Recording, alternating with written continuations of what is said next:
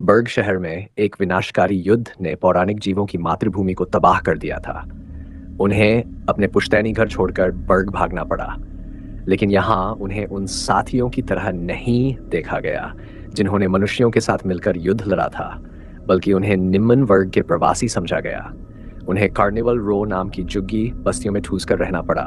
परियों के पंख काट दिए जाते, फिर उन्हें यौन दास्ता या जबरी मजदूरी में धकेल दिया जाता। अनिफेस प्रजातियों का शिकार किया जाता, उन्हें मार दिया जाता, सिर्फ इसलिए क्योंकि वे अलग थीं। इस बीच बर्ग के मानव समाज में इन प्राणियों के प्रति घृणा और भेदभाव बढ़ता गया। मनुष्य उन्हें समाज पर बोझ समझने लगे। स्वतंत्रता और न्याय की जगह युद्ध के बाद परियों को गरीबी, भेदभाव और रक्तपात ही मिला। जंगल परियों की लाशों से भर गया था। संधि सेना में चारों ओर कांटेदार तारें लगा दी थीं ताकि परियां उड़ न सकें। शीघ्र ही एक वेयरवुल्फ्स के झुंड द्वारा नेतृत्व की गई सैनिकों की टोली ने छिपी हुई परियों को घेर लिया। पंख न होने की वजह से कई परियां सैनिकों की गोली से मारी गईं। सैनिकों ने राक्षसों को भी छोड़ दिया ताकि वे परियों का नरसंहार कर सकें। इसी कठिन घड़ी में विडनेट प्रकट हुई। उसने एक राक्षस का गला पकड़ लिया और अपने पंखों की मदद से ऊपर उड़ गई। लेकिन जिस परी को उसने बचाया था, उसे गोली मार दी गई। सैनिकों ने उसका पीछा किया और विग्नेट के पास भागने के सिवा कोई रास्ता नहीं था। वह एक चट्टान से कूद गई और किसी तरह बच निकली। विग्नेट के बचाव मिशन की सारी परियां मारी जा चुकी थीं। उसके पास अब केवल एक रास्ता था, बुल्गारिया गणराज्य, रिपब्लिक ऑफ बर्ग जाने वहां तक पहुंचना। यह जहाज परियों को शरण देने के लिए जा रहा था, लेकिन उसकी कीमत यह थी कि उन्हें 5 साल तक नौका मालिक की दास्ता करनी पड़ेगी ताकि वे उन्हें चुका सके। इसी बीच संधि सैनिकों ने जहाज पर तोपें दाग दी। कैप्टन ने जहाज को आगे बढ़ाने का आदेश दिया और सभी परियों को तलघर में बंद कर दिया। वहां पहले से ही कई परियां थीं जिन्हें विग्नेट ने पिछले दिन ढूंढा था। रात में तूफान आया। विग्नेट नीचे तलघर में बैठी थी, अपने हाथ में एक सैनिक की तस्वीर पकड़े। वह सैनिक था रायक्राफ्ट। वह तस्वीर को निहार रही थी, बेहद टूटी और खाली निगाहों से। कुछ ही देर में जहाज रीफ से टकरा गया। समुद्र का पानी अंदर घुस गया और सब कुछ डूबने लगा। विग्नेट चिल्लाई, दरवाजा खोलो, लेकिन अब बहुत देर हो चुकी थी। सारी परियां और तस्वीर सब पानी में समा गए। 7 साल पहले रायक्राफ्ट को गणराज्य ने परियों की भूमि से अपनी सेना वापस बुलाने का आदेश दिया था। उनके दुश्मन वही संधि सेना थी जिसने युद्ध जीता था और अब परियों का संहार कर रही थी। वापसी पर रायक्राफ्ट अब एक निरीक्षक इंस्पेक्टर बन गया था। आज वह फेक वार्टर में एक सीरियल किलर जैक की जांच करने आया था। रास्ते में उसने 2 पुलिस वालों को एक बकरी लड़की को परेशान करते देखा। राइफ ने उन्हें सबक सिखाया और वे डर गए। फिर वह मारी नाम की परी के पास पहुंचा। हर 3 हफ्ते में जैक एक परी की हत्या करता था, लेकिन मारी किसी तरह बच गई थी। मारी ने बताया कि हमलावर गंजा, दाढ़ी वाला और किसी यूनिफॉर्म में था। साथ ही उसकी कलाई पर एक टैटू भी था। उसी समय एक शरणार्थी जहाज को समुद्र तट पर बहकर आते देखा। संसद के अंदर माहौल तनावपूर्ण था। सिटलर नामक विपक्षी नेता प्रधानमंत्री पर हमला कर रहा था, क्योंकि प्रधानमंत्री ने क्रिश्चियन पड़ी समुदाय को देश में रहने की अनुमति दी थी। मानव समाज उन्हें विदेशी मानता था। प्रधानमंत्री एसएलएम ने पलटकर कहा कि सिटलर की ही पार्टी ने सेना वापस बुलवाई थी, जिससे क्रिश्चियन भूमि टाइनेट संधि सेना के कब्जे में चली गई। वाद विवाद में हारकर सिटलर ने प्रधानमंत्री पर व्यक्तिगत वार किया। वह तो एक परी लड़की के साथ सोता है, इसलिए उन्हें बचाता है। यह सुनकर प्रधानमंत्री का चेहरा गुस्से से लाल हो गया। उनकी पत्नी कैबर ने शांत होकर पूछा, क्या हुआ? प्रधानमंत्री ने बस इतना कहा, सिटलर की सस्ती बदनामी है। तभी उनका बेटा जोनास आया, जो फे स्ट्रीट से फूल तोड़कर लौटा था। कैबर तुरंत बोली, वहां मत जाया करो बेटा। उधर रायक्राफ्ट जैक को ढूंढने निकला। वह टॉर्मलीन से मिला, जो विग्नेट की पुरानी दोस्त थी। टॉर्मलीन ने पूछा, क्या तुमने हत्यारे को ढूंढ लिया? राइफ ने कहा, वह हर मंगलवार को हत्या करता है, आज मैं उसे पकड़ लूंगा। इस बीच विग्नेट को पुलिस ने गिरफ्तार कर लिया था, क्योंकि जिस जहाज पर वह थी वह एजरा का था। एजरा ने कहा, या तो फैसीद सोने के सिक्के दो या 2 साल तक मेरी नौकरानी बनो। मजबूरी में विग्नेट को एजरा के घर नौकरानी बनकर रहना पड़ा। एजरा की बहन इमोजेन खुश थी। अब उनके घर में एक दासी थी। कुछ समय बाद रायक्राफ्ट एलियन एलिमिनेशन कॉन्फ्रेंस में गया, जहां बहुत से कट्टर लोग इकट्ठा थे। वे शरणार्थियों को देश से निकालना चाहते थे।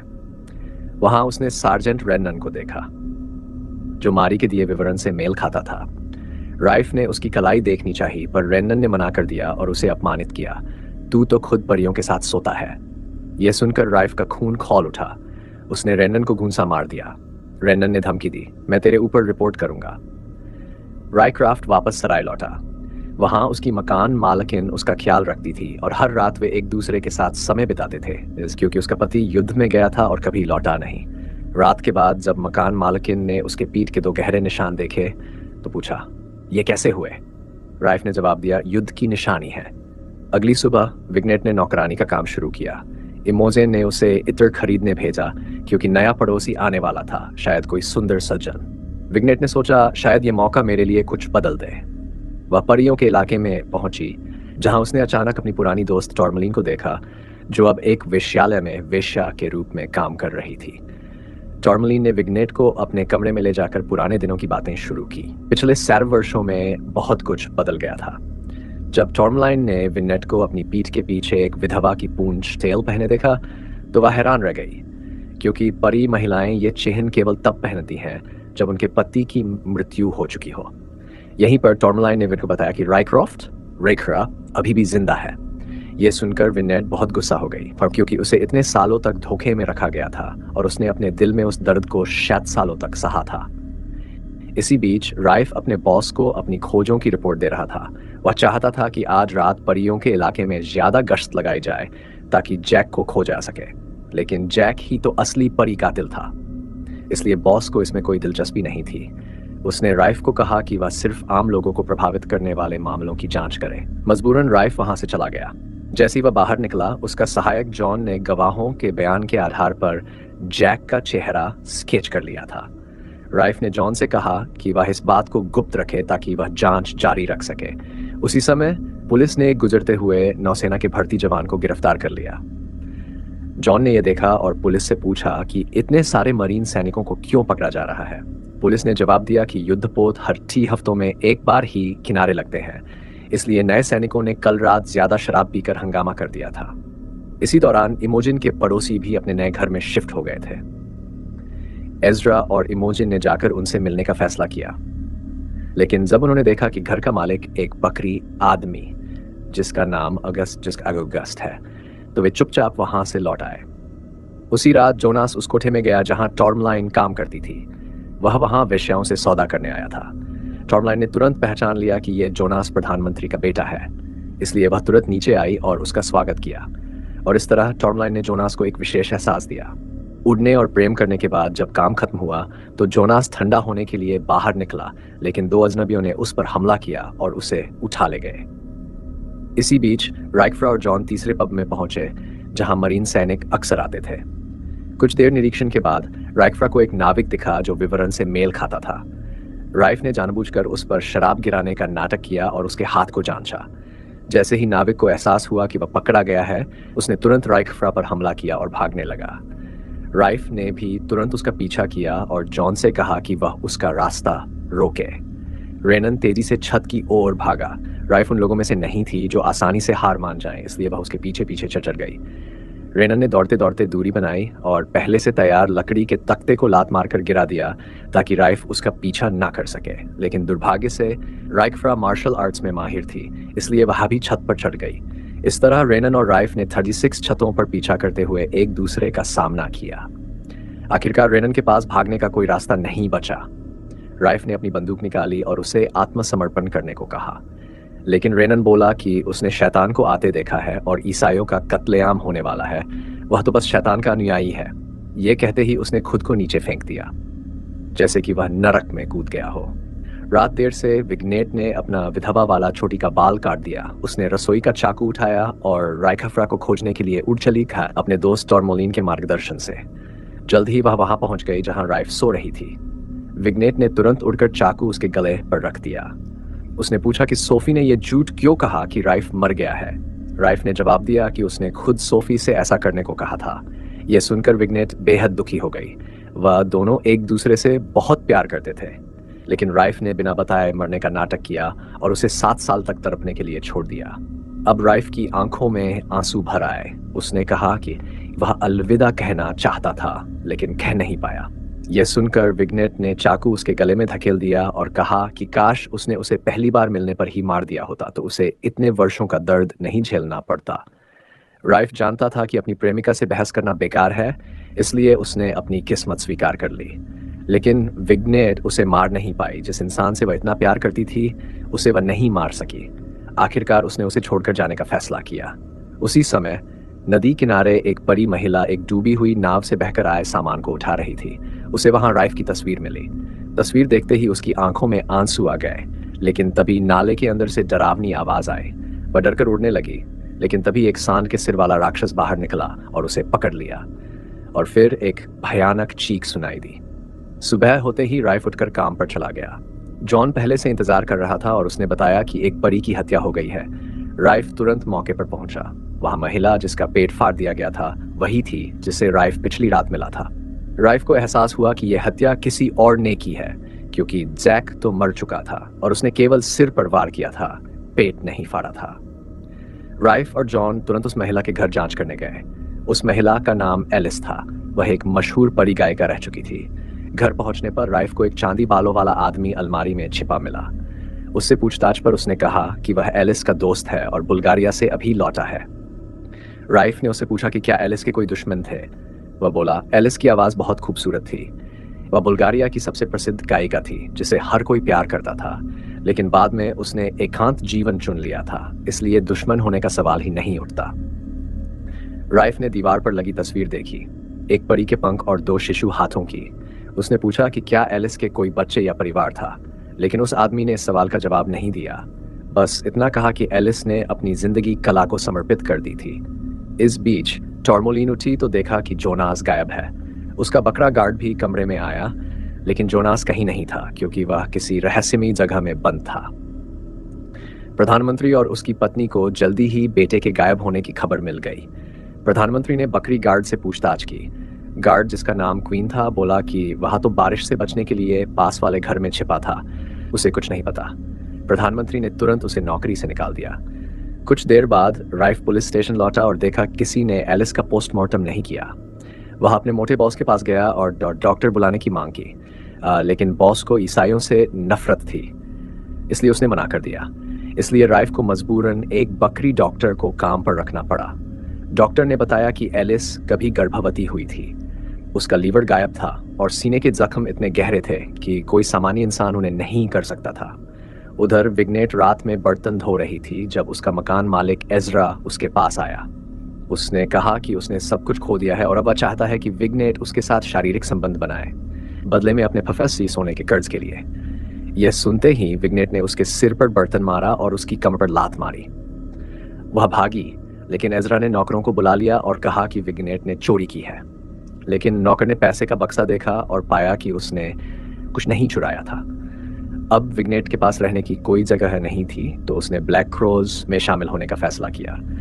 ब्लैक क्रोज वे एल्फ सैनिक थे जो बुल्गारिया की सेना के साथ कोवेनेंट के खिलाफ लड़े थे। अब उनका देश नष्ट हो चुका था, इसलिए वे बुल्गारिया में एल्फों के अधिकारों की रक्षा करते थे। उनकी नेता थी डालिया। डालिया ने विग्नेट से कहा कि अगर वह सच में शामिल होना चाहती है तो पहले पुलिस स्टेशन से उनका झंडा चुरा कर लाए। दूसरी ओर प्रधानमंत्री की पत्नी केबर एक चुड़ैल अल्फ्रेड को लेकर जोनास की तलाश में निकली। प्रधानमंत्री को इन अंधविश्वासों पर विश्वास नहीं था, इसलिए उसने चुड़ैल को भगा दिया। लेकिन केबर ने उसे रोका और कहा कि यही चुड़ैल थी जिसने उनके विवाह का मिलान किया था, इसलिए उसे एक मौका देना चाहिए। आखिरकार प्रधानमंत्री मान गया। चुड़ैल ने उनके पालतू भालू की बलि दी और उसकी अंतड़ियां निकालकर भविष्यवाणी की कि जोनास का अपहरण एक पुराने परिचित ने किया है, वही जो हमेशा प्रधानमंत्री की कुर्सी छीनना चाहता था। केबर ने तुरंत निष्कर्ष निकाला कि यह काम तानाशाही दल के नेता का है। अगली सुबह राइफ काम पर पहुंचा और देखा कि एजरा भाई विग्नेट की फरारी की रिपोर्ट करने आए हैं। राइफ ने उनसे मुलाकात तय की और फिर फीस सोने के सिक्के देने की पेशकश की। बदले में एजरा को विग्नेट का अनुबंध रद्द करना होगा। एजरा ने मान लिया। राइफ ने आगे पूछा कि जब विग्नेट ने चोरी नहीं की तो वह क्यों चली गई। एजरा का चेहरा पीला पड़ गया। राइफ सब समझ गया और वहां से चला गया। उधर ऊंची एड़ी की चप्पल पहने एक औरत जोनास के पास पहुंची। वह केबर थी। उसने थोड़ी देर जोनास को देखा और फिर चुड़ैल से मिलने चली गई। चुड़ैल नाराज थी कि उसने खैबर परिवार की पीढ़ियों तक सेवा की, लेकिन अब उससे झूठ बोलने को कहा जा रहा है। खैबर ने कहा, यह आखिरी बार है। इस बीच पुलिस स्टेशन में एक शमन आया जो बुल्गारिया के राइफ राफ्टोफ को ढूंढ रहा था। वह बोला कि वह एलिस की आत्मा के लिए एक अनुष्ठान करना चाहता है। राइफ ने ज्यादा नहीं सोचा और शमदुगर को एलिस के पास ले गया। अनुष्ठान पूरा होने के बाद शमन ने महसूस किया कि एलिस का कातिल एक राक्षस है और उसने ये बात राइफ टॉफ्ट को बताई। उसी समय विगनेट और टॉर्मलाइन पुलिस स्टेशन में दाखिल हुए। टॉर्मलाइन ने लूटे जाने का नाटक किया और जोर से चिल्लाई ताकि ध्यान आकर्षित हो। इस मौके का फायदा उठाते हुए विगनेट उड़कर झंडा लेने चली गई। जल्द ही पुलिस ने विगनेट को देख लिया, लेकिन वे गोली चलाने की हिम्मत नहीं कर सके क्योंकि इससे कांच की छत गिर सकती थी। विगनेट ने आसानी से झंडा ले लिया और ऊपर जाकर दरवाजा बंद कर लिया। जब वह खिड़की से भागने लगी तभी राइफ राफ्टोफ्ट वहां पहुंच गया। उसने विगनेट को सलाह दी कि वह ब्लैक क्रोध समूह के साथ ना जुड़े। विगनेट राइफ टॉफ्ट से नाराज थी, इसलिए उसने उसकी बात अनसुनी कर दी। राइफ विगनेट को उड़ते हुए देखता रहा और उसे 17 साल पहले की याद आ गई। उस वक्त वह अपनी सेना के साथ परी साम्राज्य के टेनेंसेट पठार पर पहुंचा था। वहां विगनेट की सेना फेरी किले में ठहरी हुई थी। दोनों पक्ष एक ही सहयोगी थे, लेकिन उनके बीच कई टकराव भी हुए। राइफ को आसपास के क्षेत्र की सुरक्षा जांचने का आदेश दिया गया था। बर्फ में चलते हुए उसने कुछ चिन्ह देखे। एक पहाड़ी पर एक गुफा थी। राइफ ने अंदर जाकर जांच करने का फैसला किया। अंदर उसे एक जलती हुई मोमबत्ती मिली। जब उसने दीपक जलाया और आगे बढ़ा तो उसने पाया कि यह एक विशाल परी पुस्तकालय था। अचानक छत से एक परी लड़की कूदी और उसकी गर्दन पर चाकू रख दिया। वह थी विगनेट, इस पवित्र पुस्तकालय की लाइब्रेरियन। राइफ ने महसूस किया कि उसने परियों की पवित्र जगह का उल्लंघन कर दिया है, इसलिए उसने विगनेट से उसे जाने देने की गुहार की। उसने वादा किया कि वह इस जगह का रहस्य अपने वरिष्ठों को नहीं बताएगा।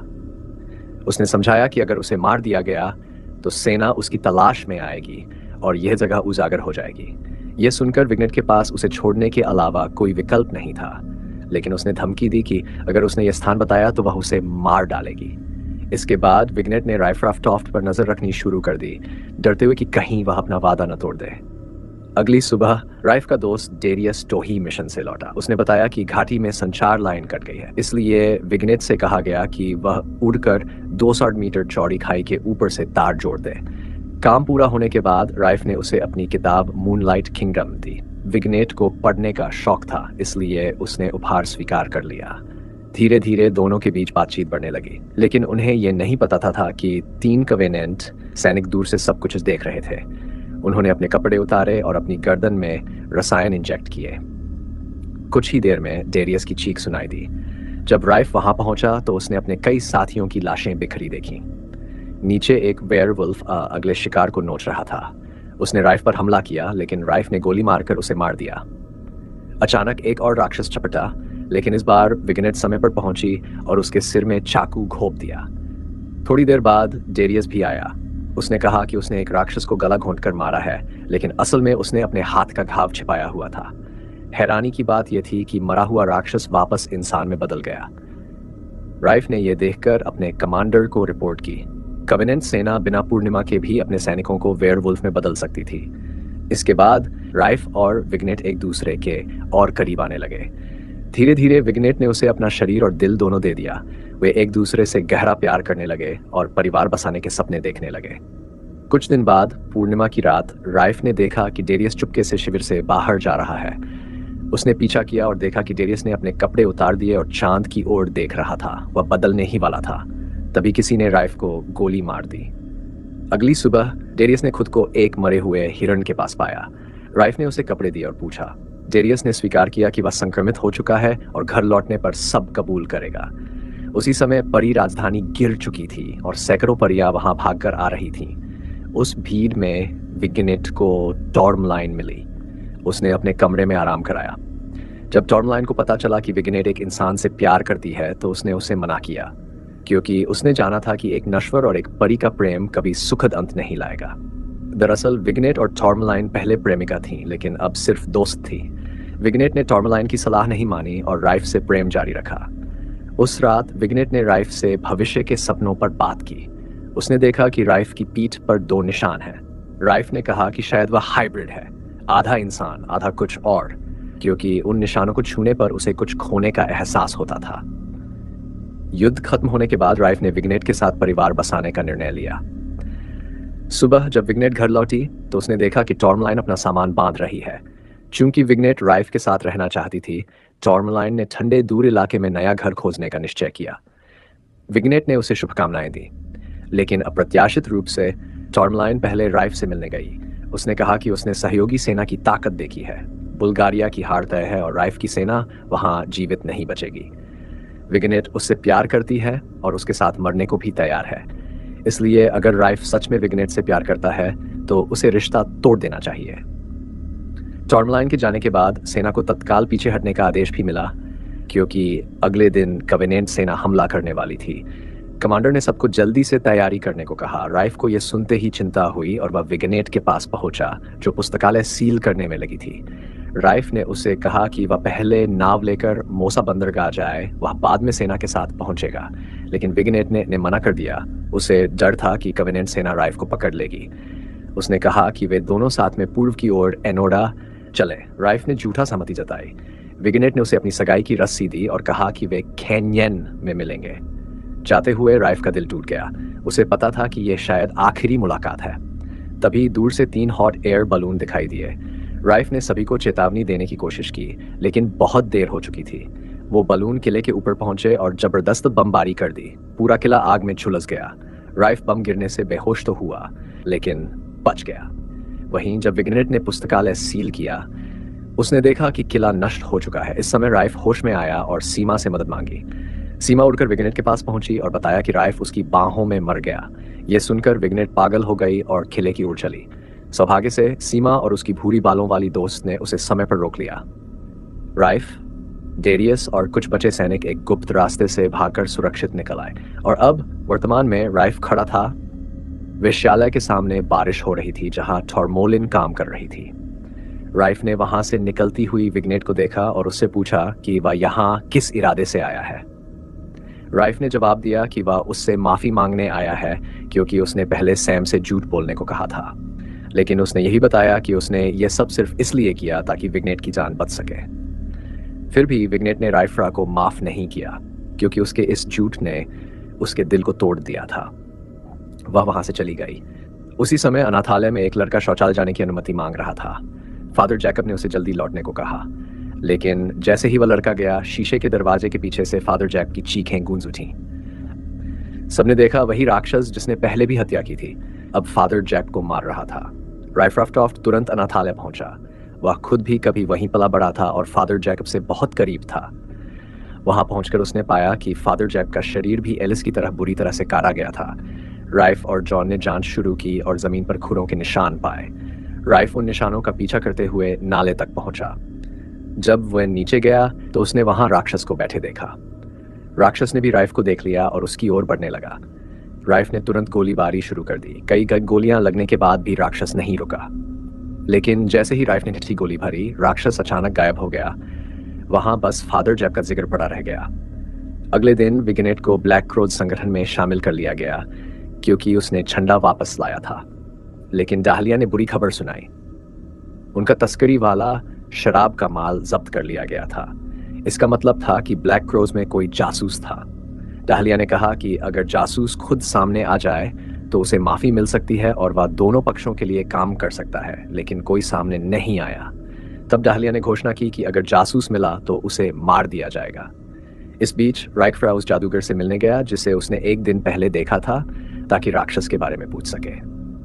जादूगर ने बताया कि जो राक्षस राइफ ने देखा था वह डेमन किंग हो सकता है, जो कई प्राणियों की लाशों से पुनर्जीवित हुआ है।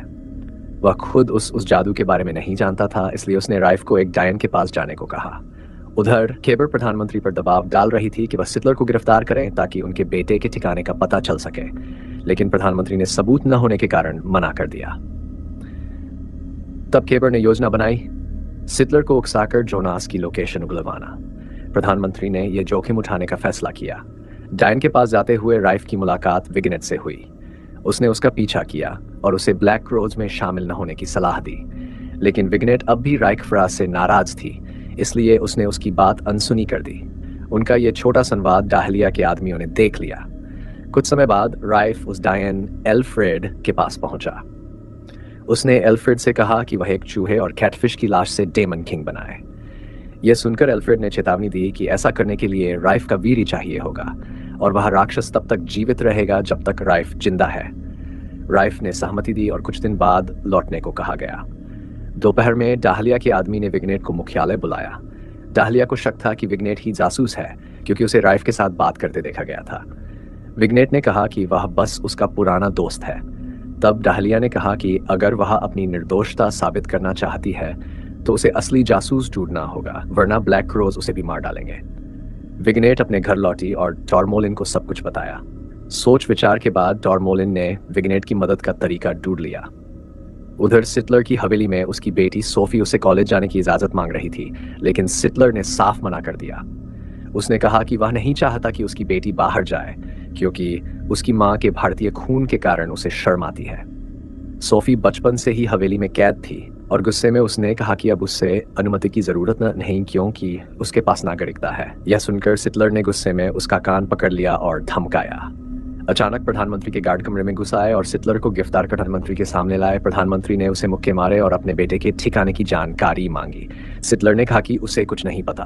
तब प्रधानमंत्री ने उसे पूछताछ के लिए अंदर ले जाने का आदेश दिया। सिटलर को बुरी तरह बराई उसे एक कप चाय दी। चाय पीते ही सिटलर ने खून उगल दिया, वहीं मर गया। खेबर ने जूठा रोना रोया और प्रधानमंत्री से कहा कि सिटलर चोटों के कारण मरा, लेकिन मरने से पहले उसने जोनास की लोकेशन बता दी, कॉस्प्ले बाथ हाउस।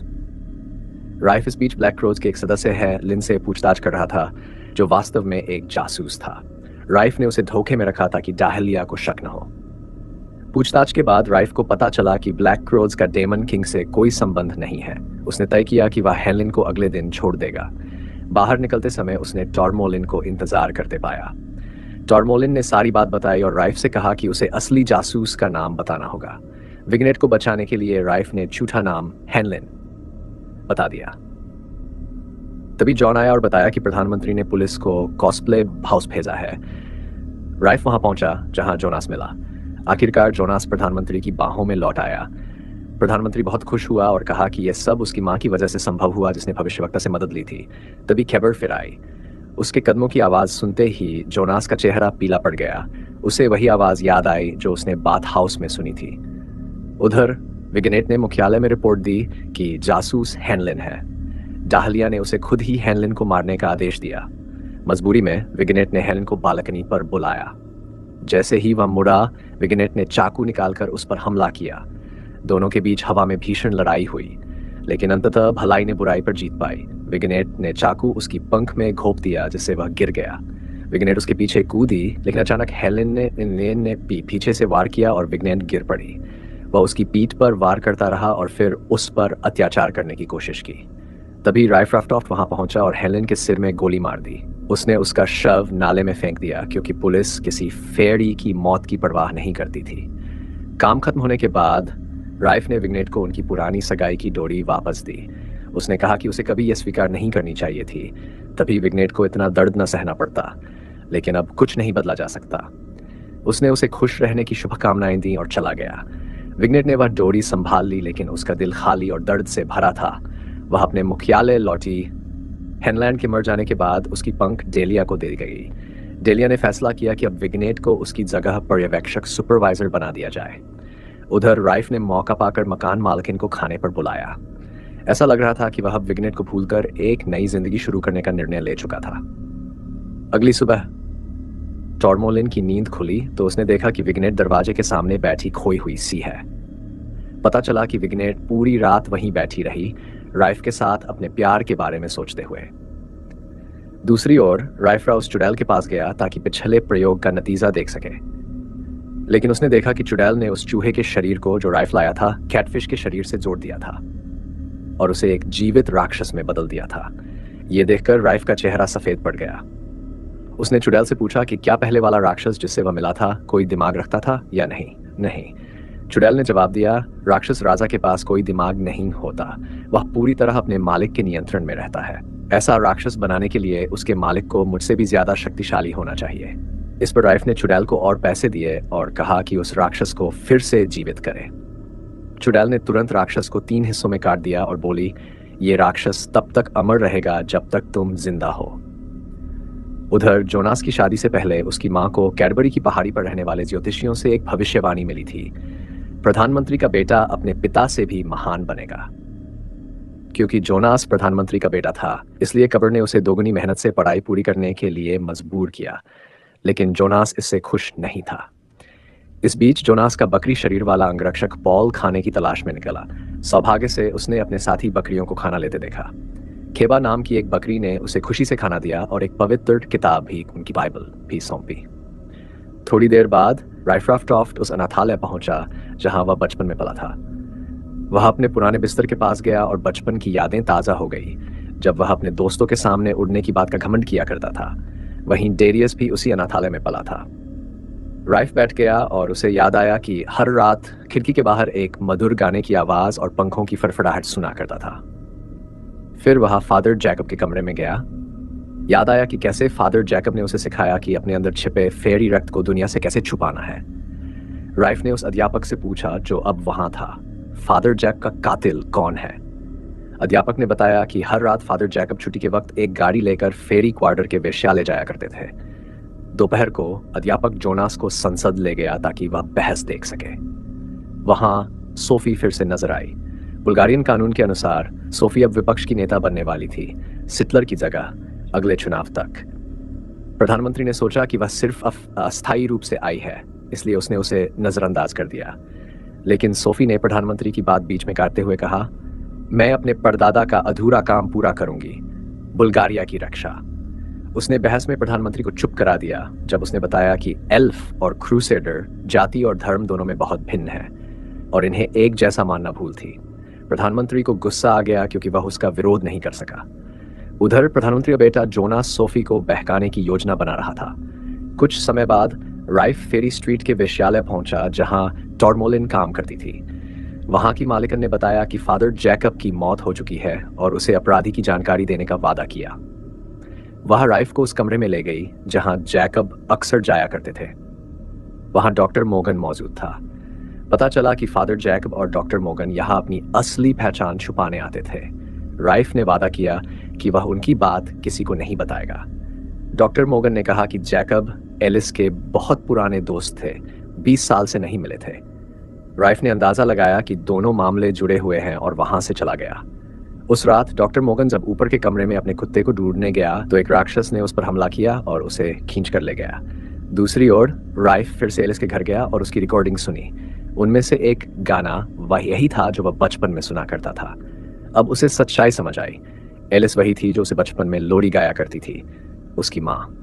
आंखों में आंसू लिए वह शवगृह पहुंचा ताकि एलिस को आखिरी बार देख सके, लेकिन वहां उसे डॉक्टर मोगन का शव मिला जिसकी आंतें निकाल दी गई थीं। सार्जेंट रेनन ने बताया कि शहर में अफवाह फैली है कि डॉक्टर मोगन परियों के पंख काटकर उन्हें इंसानों जैसा बनाने के लिए सर्जरी करता था। यह सुनकर राइफ को अपने बचपन की याद आई जब उसके पंख गायब हुए थे। अगली सुबह विगनेट की छुट्टी थी। वह टॉर्मोलिन के साथ वक्त बिता रही थी और दोनों के बीच नजदीकियां बढ़ी। तभी उनकी दोस्त लूसी आकर बोली, हमारा एक और ग्राहक मर गया है। उधर सोफी सिटलर के अंतिम संस्कार में शामिल हुई और बहुत सम्मान के साथ श्रद्धांजलि दी। प्रधानमंत्री कब्र भी आया और सहानुभूति जताई। लेकिन जैसे ही संस्कार खत्म हुआ, सोफी और उसकी बकरी नौकरानी ने कहा, सिटलर को तो पहले ही मर जाना चाहिए था, और जोर से हंसने लगी। ये देखकर जोनास, जो पास ही छिपा था, हैरान रह गया और गलती से आवाज कर बैठा। सोफी ने उसे नीचे बुलाया। बातचीत में दोनों को एहसास हुआ कि वे एक जैसे हैं, दोनों ताकतवर परिवारों के अकेले बच्चे, लेकिन अंदर से बेहद अकेले और उपेक्षित। सोफी ने कहा कि उसके पिता ने जोनास का अपहरण नहीं किया था, बल्कि इशारा किया कि कभी कभी अपराधी वही होता है जो हमारे सबसे करीब होता है। दोपहर को राइफ घर लौटा तो मकान मालकिन उसका इंतजार कर रही थी। राइफ ने उसे बताया कि वह एलिस का बेटा है। सच जानकर मकान मालकिन ने उसे घर से निकाल दिया। थोड़ी देर बाद विगनेट ने देखा कि एक नया म्यूजियम खुला है जिसमें फेरी किंगडम की चीजें प्रदर्शित की जा रही थीं। वह अंदर घुसी और देखा कि फेरी की पवित्र लाइब्रेरी बुल्गारिया लाकर रखी गई है। ये देखकर उसका दिल टूट गया, क्योंकि वो लाइब्रेरी परियों की आखिरी धरोहर थी। उधर राइफ जेल में अपने पुराने दोस्त डेरियस से मिलने गया। डेरियस ने बताया कि उसे किसी ने काटा था और तब से वह यहाँ बंद है। जब राइफ ने उसे बताया कि वह हाइब्रिड है, यानी आधा मानव आधा परी, तो डेरियस गुस्से से भर गया। उसने कहा, जब मैं बदल गया था तभी तेरी मिलीजुली गंध मुझे आई थी। अब तू ये बात सबको बता देगा तो हमारा क्या होगा? राइफ ने उसे शांत किया और कहा कि मकान मालकिन किसी को कुछ नहीं बताएगी। इसी बीच बकरी मानव पॉल चर्च ऑफ गॉड में शामिल हो गया। वहां बकरियों का एक झुंड अपने शरीर पर कोड़े मारते हुए चल रहा था। वे अपने धर्म से दगा करने वाले साथी बकरियों को बाहर आने की मांग कर रहे थे। ये देखकर एक बुल्गारियन आदमी ने एक बकरी को गिरा दिया और बोला, तुम लोग कितने मूर्ख हो। बकरी आदमी अपनी ही पीठ पर चोट मार रहे थे और गद्दार से सामने आने के लिए कह रहे थे। तब पॉल ने कहा कि गद्दार को तो मारा ही नहीं गया, तो फिर वह सामने क्यों आए? ये कहते हुए उसने उन बकरी आदमियों को बेरहमी से पीटना शुरू कर दिया। खेबा ने पॉल को गुस्से में देखा और उसे रोक लिया।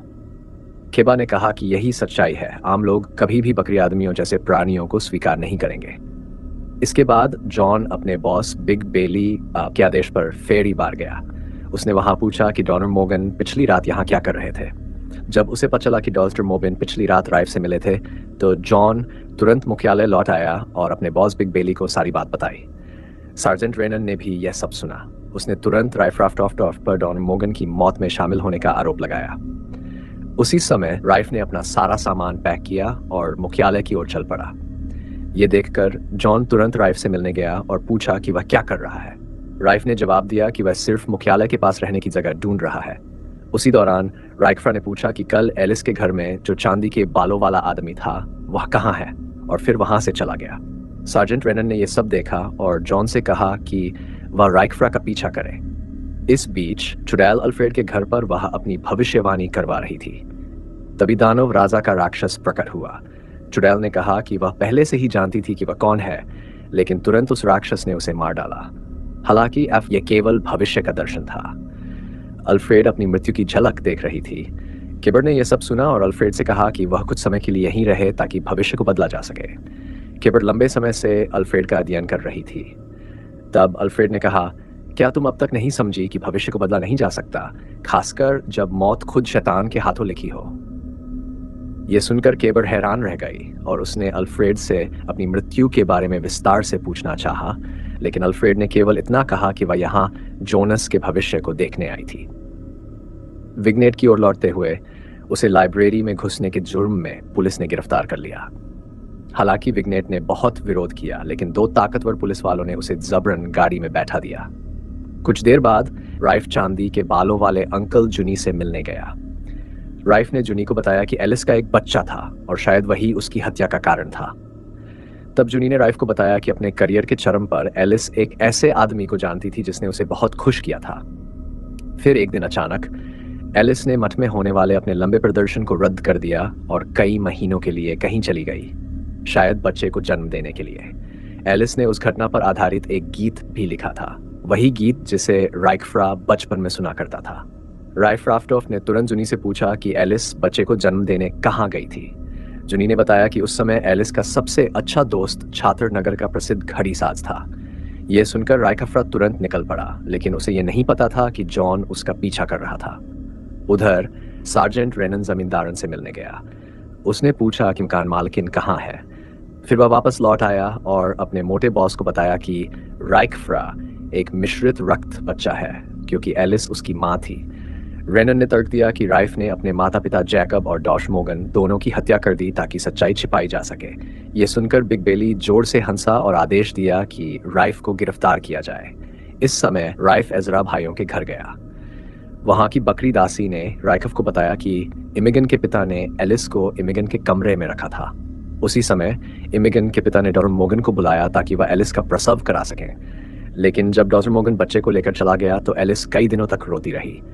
वह हमेशा बकरी दासी से पूछती कि क्या बच्चे का पिता उससे मिलने आया था। दासी ने कहा कि कोई नहीं आया, लेकिन उसे महसूस हुआ कि एलिस उस आदमी से बहुत डरती थी। उसे एलिस के बच्चे से भी बहुत सहानुभूति थी, क्योंकि जब बच्चा पैदा हुआ तो उसके पंख थे। वह हमेशा सोचती कि वह लड़का बड़ा होकर कैसा बनेगा। तभी दरवाजे पर दस्तक हुई। बकरी दासी ने दरवाजा खोला। सामने सार्जेंट रेनन अपने आदमियों के साथ राइफ राफ्टॉफ्ट को हत्या के आरोप में गिरफ्तार करने आया था। राइफ राफ्टॉफ्ट दरवाजे से बाहर आया और दासी से कहा, वह बच्चा मैं ही हूँ। इस बीच सार्जेंट रेनन ने मौका पाकर बदला लेने के लिए राइकफ्रा को पीटा, लेकिन राइफ को हराना आसान नहीं था। उसने पलटवार किया और अपने विरोधियों को बुरी तरह घायल कर दिया। स्थिति को गंभीर देखकर जॉन ने तुरंत बीच बचाव किया। इसके बाद राइफ को स्टेशन ले जाया गया ताकि वह बिग बेली के सामने पेश हो सके। राइफ जानता था कि यह व्यक्ति कितना दुष्ट है, इसलिए उसने कुछ नहीं कहा और चुपचाप रहने का फैसला किया। सार्जेंट रेनन ने राइफ राफ्टॉफ्ट को सामान्य कैदियों वाली कोठरी में बंद कर दिया। उसने यह भी घोषित किया कि राइफ हाफ ब्रीड है ताकि दूसरे कैदी उसे न छोड़े। जैसे ही रेनन वहां से गया, पास की कोठरी में बंद विग्नेट ने राइफ को चेतावनी दी कि कोई उस पर हमला करने वाला है। राइफ ने तुरंत प्रतिक्रिया दी और तीनों गुंडों को हरा दिया। जब बाकी कैदियों ने देखा कि राइफ को मार्शल आर्ट्स में महारत है तो उन्होंने हमला करना बंद कर दिया। कुछ देर बाद सार्जेंट रेनन लौट आया। जब उसने देखा कि राइफ्रा को कोई चोट नहीं आई तो वह बहुत गुस्सा हुआ। फिर राइफ राफ्टॉफ्ट को आधे इंसानों की कोठरी में भेज दिया गया। यहाँ उसे विग्नेट से अधिक बातचीत करने का मौका मिला। अगली सुबह खेबर खुशी खुशी घर लौटी और अल्फ्रेड को बताया कि अपराधी को पकड़ लिया गया है। लेकिन अल्फ्रेड जानती थी कि पुलिस ने गलत व्यक्ति को पकड़ा है। वह वहां से निकल पड़ी और जाते जाते कहा, जब नियति का समय आएगा तब तुम्हें असली अपराधी का पता चल जाएगा। कुछ समय बाद जुनी ने अपना सामान बांधा और गांव जाने के लिए निकला। संयोग से स्टेशन पर उसकी मुलाकात अपने पुराने दोस्त होसा से हुई। कई दशकों बाद दोनों बहुत खुश हुए। जुनी ने पूछा, क्या तुम अब भी गाना गाते हो? होसा ने जवाब दिया, अब मैं प्रधानमंत्री के बेटे का संगीत शिक्षक हूं। संयोग से होसा जोनस के लिए एक कला शिक्षक भी ढूंढ रहा था। क्योंकि जुनी विश्वविद्यालय से डिग्रीधारी था, इसलिए होसा ने उसे यह नौकरी ऊंचे वेतन पर देने का प्रस्ताव रखा। जुनी ने तुरंत हामी भर दी। उधर जोनस सोफी के साथ गाड़ी में सफर कर रहा था। काम खत्म होने पर सोफी ने जोनस को समझाया कि उसे भविष्य के बारे में सोचना चाहिए, क्योंकि उसके पिता का साम्राज्य जल्द ही ढहने वाला है। लेकिन जोनस को राजनीति में कोई दिलचस्पी नहीं थी। उसने कहा कि यह सब बेकार है। सोफी ने चेतावनी दी, अगर तुमने वह नहीं किया जो करना चाहिए तो इसकी कीमत तुम्हें चुकानी पड़ेगी। इधर टॉर्मोलिन को विग्नेट घर पर नहीं मिली। वह पिछली रात पुलिस स्टेशन गई और वहां के मोटे पुलिस वाले ने बताया कि विग्नेट को शांति भंग करने के आरोप में गिरफ्तार किया गया है। फिर उसने कहा कि अगर वह हसीफ सोने के सिक्के दे दे तो विग्नेट को रिहा कर दिया जाएगा। इस बीच मकान मालकिन को जब पता चला कि राइफ राफ्टॉफ्ट उसकी वजह से गिरफ्तार किया गया है तो वह बहुत परेशान हो गई। उसने सार्जेंट रेनन को बताया कि उसने राइफ के खिलाफ झूठी कहानी गढ़ी थी, क्योंकि उस दिन उसका राइफ से झगड़ा हुआ था। सार्जेंट रेनन ने तब राइफ्रा को आगे की पूछताछ के लिए फिर से बुलाया। राइफ्रा ने दृढ़ता से कहा कि उसने तीनों की हत्या नहीं की। लेकिन जब रेनन ने पूछा कि क्या वह एलिस का बेटा है, राइफ राफ्टॉफ्ट ने भी कि यह उसके लिए नुकसानदेह होगा, सच्चाई से इनकार नहीं किया। इससे रेनन ने फिर उसे हत्यारा घोषित कर दिया। दोपहर में जुनी जोनस के अध्ययन कक्ष में गया। उसने कहा, चलो किताब के अध्याय 9 पर चलते हैं जो होसा ने सिखाया था। जोनस ने जवाब दिया, मुझे दिलचस्पी नहीं है। जुनी के पुराने फटे जूतों को देखकर जोनस समझ गया कि जुनी को पैसों की जरूरत है। उसने कहा, होसा से झूठ बोल देना कि मैंने पढ़ाई पूरी कर ली है, बदले में मैं तुम्हें दुगनी रकम दूंगा, वरना मैं होसा से कह दूंगा कि तुम एक घटिया शिक्षक हो। जैसे ही जोनस मुस्कुराते हुए बाहर गया, जुनी धीरे से कहा, मैंने तुम्हारे जैसे बहुत लोगों को देखा है जो लोग अपने पिता की संपत्ति पर निर्भर रहकर जी रहे थे और भविष्य की परवाह नहीं करते थे। जुनी ने कहा कि जोनास जा सकता है, लेकिन वह झूठ बोलने के बदले पैसे कभी स्वीकार नहीं करेगा। अगर जोनास पढ़ाई करना चुने तो जुनी ने कहा कि उसे वह सब कुछ सिखाएगा जो भविष्य का ख्याल रखने के लिए जरूरी है। यह सुनकर जोनास आज्ञाकारी होकर बैठ गया और पढ़ने लगा। उधर पुलिस स्टेशन में सार्जेंट रेनन राइफ्रा को अदालत में पेश होने से पहले ही मार डालने की योजना बना रहा था। उसने सबको बताया कि अगर एक पुलिस अधिकारी पर हत्या का मुकदमा चला तो इसका असर सभी पुलिस वालों पर पड़ेगा। इसलिए सबको मिलकर ऐसा तरीका ढूंढना होगा जिससे राइफ राफ्टॉफ्ट अदालत पहुंचने से पहले ही इस दुनिया से चला जाए, जैसे कि उसे पछतावे में डालकर खुद ही मरने पर मजबूर करना। अंदर राइफ को इस साजिश की कोई खबर नहीं थी। वह विनेट से बात कर रहा था और सोच रहा था कि उसके असली पिता ने अपने नाम और प्रतिष्ठा को बचाने के लिए किसी की हत्या कर दी थी। लेकिन राइफ ये नहीं समझ पा रहा था कि वह राक्षस जिसने सीवर में हमला किया था उसने उसे क्यों नहीं मारा। तभी राइफ को एक और संभावना सूझी। शायद हत्यारा ये नहीं जानता था कि वह एलिस का बेटा है और उसने पीड़िता का जिगर इसलिए निकाला ताकि उसे खोज सके। अगर ऐसा था तो कहानी अभी खत्म नहीं हुई थी। उसी वक्त जॉन अंदर आया और राइफ राफ्टॉफ्ट को सार्जेंट रेनन की साजिश के बारे में चेतावनी दी। राइफ ने जॉन का धन्यवाद किया और कहा कि वह रेनन की योजना को सफल नहीं होने देगा। उसी शाम इमाजिन ने सुंदर पोशाक पहनी और एग के घर खेलने चली गई। इस बीच एगस्ट वहीं रहने आ गया था। इमाजिन को अब एगस्ट से मिलने के कई मौके मिलते थे। धीरे धीरे बिना जाने ही इमाजिन को एगस्ट से प्यार हो गया। उस रात इमाजिन ने तय किया कि वह अपनी पवित्रता एगस्ट को दे देगी। वहीं बकरी आदमी के मंदिर में कने पॉल से कहा कि भगवान ने उसे यहाँ भेजा है क्योंकि उसके पास एक मिशन। पॉल ने श्रद्धा से पूछा कि वह मिशन क्या है। कने तुरंत अपने साथियों को आदेश दिया कि उस व्यक्ति को लाओ जिसने बकरी आदमी को मारा था। उस आदमी ने पॉल से कहा कि उसे अपने साथी का बदला लेकर खुद को साबित करना होगा। जब पॉल ने यह सुना तो उसने पत्थर से उस आदमी को मार डाला। उसी समय प्रधानमंत्री अपने महल लौट आए थे। सलाहकार ने उन्हें शहर में चल रही हालिया समस्याओं के बारे में बताया और साथ ही ये अच्छी खबर भी कि उन्होंने सीरियल किलर को पकड़ लिया है। वह एक आधा फेड़ी था जिसने अपनी मां की हत्या इसलिए की थी ताकि उसका राज न खुले। जब प्रधानमंत्री ने सुना कि पीड़िता का नाम एलिस है तो उन्होंने सलाहकार से पूछा कि उन्हें यह बात अब क्यों बताई जा रही है। थोड़ी देर बाद राइट विनेट को पिछले 7 सालों की घटनाएं बता रहा था।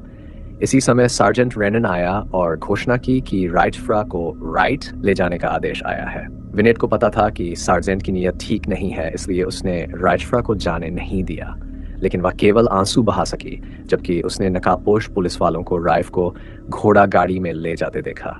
अगली सुबह राइफ को एक वीरान घर में लाया गया। जब उसका मुखौटा हटाया गया तो उसने देखा कि सामने प्रधानमंत्री अस्सेलम खड़े हैं। यह देखकर राइफ को यकीन हो गया कि अस्सेलम ही उसका पिता है। राइफ ने अस्सेलम से कहा कि अब उन्हें सच बताना चाहिए। अस्सेलम ने जवाब दिया कि वह राइफ टॉफ्ट की आंखों में पश्चाताप देखना चाहता है। यह सुनकर राइफ ने पूछा कि उसे क्यों पछतावा होना चाहिए। अस्सेलम गुस्से में आया और उसने राइटफ्रा को मुक्का मारा। उसने बंदूक निकालकर राइफ के सिर पर तान दी और कहा कि राइफ को मरना चाहिए क्योंकि उसने अपनी ही मां की हत्या की थी। राइफर टॉफ्ट ने तुरंत इनकार किया कि उसने एलिस को नहीं मारा, लेकिन प्रधानमंत्री पागलपन में ट्रिगर दबा देता है। सौभाग्य से बंदूक जाम हो जाती है। जब प्रधानमंत्री पास आकर बंदूक की जांच कर रहा था तो वह खुद को ही गोली मारने वाला था। तभी राइफ ने कहा कि वह अपनी मां को जानता तक नहीं था। उसने पहली बार उसे खून के तालाब में पड़ा देखा था। राइफ को हमेशा लगा था कि उसके पिता ने एलिस को अपनी प्रतिष्ठा बचाने के लिए मारा, लेकिन अस्सेलम की हरकतों ने सब बदल दिया। राइफ के फादर कहने पर अस्सेलम हैरान रह गया। फिर उसने बताया कि वह और एलिस एक दूसरे से बहुत प्यार करते थे। युवावस्था में वह एलिस को हर छुट्टी पर इसी घर में लाया करता था, लेकिन उसके पिता यानी राइफ के दादा ने इस रिश्ते को पकड़ लिया। वह बहुत ताकतवर और निर्दयी व्यक्ति था। उसने कहा था कि अगर अस्सेलम ने एलिस से रिश्ता नहीं तोड़ा तो वह एलिस को मार देगा, इसलिए दोनों को अलग होना पड़ा। बाद में एलिस आखिरी बार अस्सेलम से मिलना चाहती थी, शायद कुछ बताने के लिए, लेकिन अस्सेलम नहीं आया और एलिस को अकेला छोड़ दिया। अब अस्सेलम को एहसास हुआ कि एलिस जो बताना चाहती थी वह यही था, राइफ। राइफ ने खुद भी विनेट के साथ प्रेम का अनुभव किया था, इसलिए उसने अपने पिता को दोष नहीं दिया। इसके बाद अस्सेलम ने राइफ से उसकी जिंदगी के बारे में पूछा। जब उसे पता चला कि विनेट जेल में है तो प्रधानमंत्री ने कहा कि वह उसे तुरंत रिहा करवा देगा। उसने राइफ और विनेट को सलाह दी कि कुछ समय के लिए कहीं दूर चले जाएं, क्योंकि सबको लगता है कि राइफ मर चुका है। यहाँ तक कि एलिस का असली हत्यारा भी यही मानेगा। दूसरी ओर का ने पॉल को एक और मिशन दिया। पॉल ने प्रधानमंत्री के अंगरक्षक का पीछा किया और उसे मारकर उसकी वर्दी पहन ली। उधर जब जोनास घर लौटा तो केबर ने उससे सोफी के साथ संबंधों के बारे में सवाल किया। जोनास ने बेपरवाही से कहा कि वह तो बस एक सामान्य प्रेम संबंध था, लेकिन केबर ने सख्ती से कहा कि वह सोफी से प्यार नहीं कर सकता क्योंकि सोफी का पिता बहुत बुरा इंसान है। यह सुनकर जोनास ने कहा कि कम से कम सेटलर ने उसके साथ बुरा बर्ताव तो नहीं किया। उसने कहा कि वह पूरी सच्चाई जानता है। केबर ने समझाने की कोशिश की कि उसने यह सब जोनास की भलाई के लिए किया। तभी जोनास ने पूछा कि आखिर उसकी और सोफी के प्यार में बुराई क्या है। केबर गुस्से से बोला, सोफी तुम्हारी बहन है। दोपहर में अल्फ्रेड भविष्यवाणी करने के लिए अपने अंगों का उपयोग कर रहा था। तभी उसने पाया कि दानव राजा फिर से प्रकट हो चुका है। अल्फ्रेड ने तुरंत औषधियां मिलाई, नीले रंग का घोल तैयार किया और उसे पी लिया। वह राक्षस का सामना करने के लिए वापस लौटा। उसने राक्षस की आंखों में देखा कि जानती है वह कौन है। तभी राक्षस ने अल्फ्रेड की हत्या कर दी। वेश्यालय में टॉर्मलिन सभी से पैसे जुटा रही थी ताकि विनेट को छुड़ाया जा सके। अचानक राइफ वहां आया और कहा कि अब टॉर्मलिन को चिंता करने की जरूरत नहीं है। इसी बीच प्रधानमंत्री अपने महल लौट आया। उसने सलाहकार से कहा कि पुलिस प्रमुख को तुरंत बुलाया जाए। फिर वह अपने कमरे में गया और नौकर से कहा कि उसे चाय ला कर दे। चाय का इंतजार करते हुए उसने एक पत्र निकाला और विनेट को रिहा करने का आदेश लिखा। जैसे ही उसने पत्र पूरा किया, नौकर चाय लेकर आया। प्रधानमंत्री ने देखा कि यह नौकर असल में पॉल है और तभी पॉल ने उसे कई बार पेट में चाकू मार दिया। हालांकि प्रधानमंत्री ने भी उसे जमीन पर गिरा दिया। घबराए हुए पॉल ने तुरंत भागने की कोशिश की, लेकिन सुरक्षा कर्मियों ने उसे पकड़ लिया। खुशकिस्मती से प्रधानमंत्री अभी जिंदा था। इस बीच जोनास सोफी के घर पहुंचा। उसने कहा कि अब उनका रिश्ता जारी नहीं रह सकता। सोफी ने तुरंत समझ लिया कि खेबर ने जोनास को सिटलर के मामले के बारे में बता दिया है। जोनास को एहसास हुआ कि सोफी पहले से यह सब जानती थी। उसने पूछा कि वह क्यों ऐसे व्यक्ति के साथ रिश्ता रखना चाहती है जो उसी खून से जुड़ा है। सोफी उसे पढ़ाई के कमरे में ले गई और कहा कि अगर वह उसे पसंद करता है तो क्यों नहीं। उसने बताया कि इतिहास में कई सम्राटों ने अपनी ही रक्तरेखा से विवाह किया ताकि शक्ति और बढ़े, इसलिए जोनास भी यह तरीका अपना सकता है। फिर सोफी ने एक कागज पर कुछ लिखा और जोनास को दे दिया। तभी सोफी की नौकरानी जेनी ने दरवाजा खटखटाया। उसने बताया कि प्रधानमंत्री निवास से संदेश आया है। जोनास को तुरंत घर बुलाया गया है। जैसे ही जोनास घर लौटा, उसे पता चला कि हत्यारा पॉल पूछताछ कक्ष में बंद है, इसलिए जोनास तुरंत प्रधानमंत्री के कमरे की ओर गया। जैसे ही वह पहुंचा, प्रधानमंत्री उसे देखकर बहुत खुश हुए और कहा कि उसकी कोई आंतरिक चोट नहीं थी, इसलिए कोई खतरा नहीं था। लेकिन अप्रत्याशित रूप से जोनास ने प्रधानमंत्री को बताया कि वह एक बसने वाले का बेटा है और खेबर का किसी के साथ अफेयर था। यह सुनकर प्रधानमंत्री ने तुरंत उसे सही किया और कहा कि चाहे जो भी हुआ हो, जोन्स फिर भी उसका बेटा है और उसे उस पर हमेशा गर्व रहेगा। जोनास ने जवाब दिया कि अब उसे इस बात की परवाह नहीं कि वह किसका बेटा है, और वह वहां से चला गया। प्रधानमंत्री का दिल टूट गया और वह सोचने लगा कि आखिर उसने कहाँ गलती की। उस रात इमाजिगन फिर से अगस्त के घर प्रेम करने गई, लेकिन इस बार एजरा ने खिड़की से उन्हें चूमते हुए देख लिया। एजरा ने तुरंत बंदूक उठाई और अगस्त के घर में घुस गया। जब उसने अपनी बहन को अगस्त के साथ सोते हुए देखा तो उसने इमाजिगन का कपड़ा उसके ऊपर फेंका और कहा कि वह पहले घर जाए, वह अगस्त से नैतिकता पर बात करेगा। एजरा ने अगस्त से कहा कि वह दीवार की ओर मुड़ जाए ताकि वह शांति से मर सके। इमाजिगन जानती थी कि एजरा उसके प्रेमी को मार देगा, इसलिए उसने तुरंत उसके हाथ पर जोर से प्रहार किया। अगस्त ने भी हिचकिचाए बिना एजरा की पिटाई कर दी। इमाजिगन समझ गई कि अब पुलिस अगस्त को एजरा को मारने के लिए गिरफ्तार करेगी, इसलिए उसने अगस्त से कहा कि वह उसके साथ भाग जाए और एजरा को बंद कर दे। उधर राइफ्राफ्टॉफ्ट को शक हुआ कि कुछ गलत है, क्योंकि वाइगनेट को अभी तक रिहा नहीं किया गया था। उसी समय सब लोग अल्फ्रेड की मौत की चर्चा करने लगे। अल्फ्रेड परी जाति की भविष्यवक्ता थी, इसलिए सभी स्तब्ध थे। राइफ्राफ्टॉफ्ट और टॉर्मलिन तुरंत मौके पर जांच करने पहुंचे। जब टॉर्मलिन ने अल्फ्रेड का शव देखा तो वह यकीन नहीं कर सकी कि यह सच है। राइफ को लगा कि अल्फ्रेड भी कुछ जानती थी, इसलिए शैतान राजा ने उसकी हत्या कर दी। उधर प्रधानमंत्री के पास खेबर मिलने आई। प्रधानमंत्री ने उससे कहा कि वह अब रुक जाए, क्योंकि जोनास ने उसके अफेयर की सच्चाई उजागर कर दी थी। प्रधानमंत्री ने अनुमान लगाया कि सभी हत्याओं के पीछे खेबर ही है। उसने पूछा कि खेबर को उसके नाजायज बेटे के बारे में कैसे पता चला, जबकि उसे खुद भी पता नहीं था। प्रधानमंत्री ने कहा कि आज ही जब वह अपने बेटे से मिला तब उसे सच्चाई पता चली। यह सुनकर खेबर ने पूछा कि प्रधानमंत्री का बेटा कहाँ है। प्रधानमंत्री ने कहा कि वह एक आधा खून है और जोनास के करियर पर कोई असर नहीं डालेगा। अचानक खेबर ने अपने पति की हत्या कर दी। उसने प्रधानमंत्री का जिक्र फाड़ा ताकि उसका राज जान सके, और इसी तरह खेबर को पता चला कि राइफ की कमजोरी वाइगनेट है, जो इस समय जेल में थी। उधर अल्फ्रेड ने आत्मा रूप में राइफ से बात की। उसने कहा कि वह मर चुकी है और सबके पीछे जो था वह हमेशा उसके सामने दिखाई देता था। एक छोटी लड़की जो हमेशा अल्फ्रेड के काम के बारे में जिज्ञासु रहती थी, बड़ी होकर वही लड़की प्रधानमंत्री की पत्नी बन गई। अल्फ्रेड ने महसूस किया कि खेबर ने प्रधानमंत्री की हत्या कर दी है। वह यह भी जानती थी कि वाइगनेट के अफेयर के बारे में पता चल गया था और उसने वाइगनेट को गिरफ्तार करवाया था। अल्फ्रेड ने राइफ को चेतावनी दी कि वह जल्द से जल्द जाए और अपने प्रेम को बचाए। राइफ को पता था कि दान व राजा ही सीवरों के भीतर छिपा हुआ, इसलिए वह तुरंत वहां वाइगनेट को खोजने चला गया। इस बीच जोनास को अभी तक कुछ पता नहीं था और वह धीरे धीरे वह कागज पढ़ रहा था जो सोफी ने उसे दिया था। पता चला कि सोफी जोनास से शादी करना चाहती थी ताकि बुल्गारिया की दो सबसे बड़ी परिवारों का एकीकरण हो सके। उसी समय अलार्म की घंटी बज उठी। जब जोनस अंदर गया तो उसने देखा कि प्रधानमंत्री मर चुके हैं। सुरक्षा प्रमुख ने घोषणा की कि खैबर ही वह आखिरी व्यक्ति थी जिसने प्रधानमंत्री से मुलाकात की थी, इसलिए संदेह उसी पर है।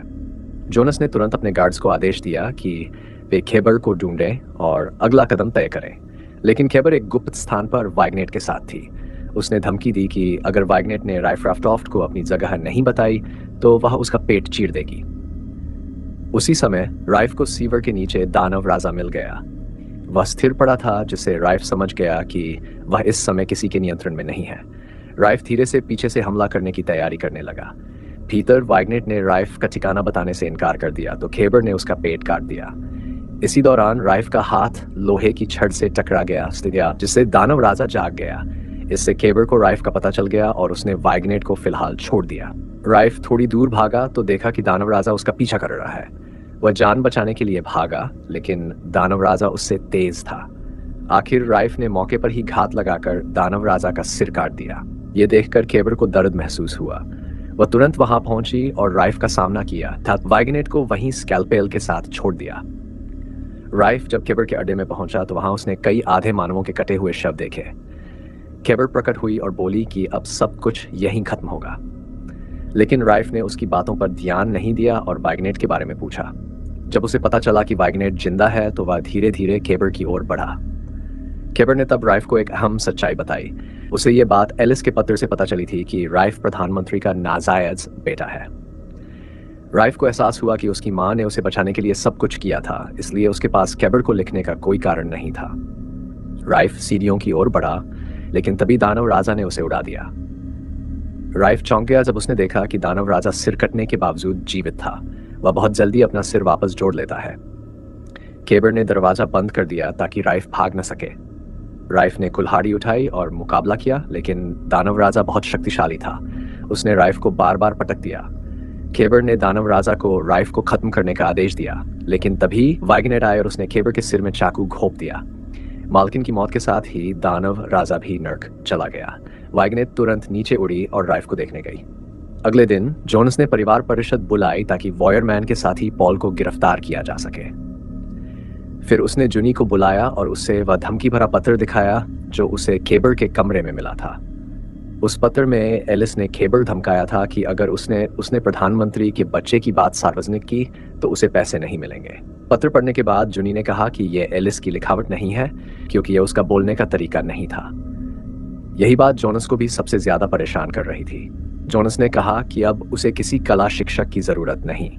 यह सुनकर जुनी जाने लगा, लेकिन जोनस ने कहा कि उसे एक सलाहकार की जरूरत है जो प्रधानमंत्री के रूप में उसकी मदद कर सके। जुनी ईमानदार व्यक्ति था, इसलिए जोनस ने उसे कठिन दिनों के लिए सलाहकार बना लिया। क्योंकि पॉल एक बड़े उग्रवादी संगठन का सदस्य था और प्रधानमंत्री की हत्या के बाद फेरी क्वार्टर को बंद किया जा रहा था। उधर वाइगनेट और राइफ्राफ्टॉफ्ट डॉक पर पहुंचे। टॉर्मलिन भी अपनी सबसे अच्छी दोस्त को विदा करने आई। जब वाइगनेट और राइफ टिकट लेने गए तो गार्ड्स ने उन्हें रोक लिया। पता चला कि जोन्स ने आदेश दिया था कि कोई भी क्रिश्चियन बार्न्स शहर से बाहर न जाए। उसी समय ऑगस्ट ने इमाजिगन और अपने सभी कर्मचारियों के साथ ट्रेन पकड़ ली और दूर चला गया। कुछ देर बाद जोन्स खैबर के कमरे में मिले पत्र का अध्ययन कर रहा था। वह यह देखकर चौंक गया कि उस पत्र की लिखावट उसी कागज से मेल खाती थी जो सोफी ने उसे पहले दिया था।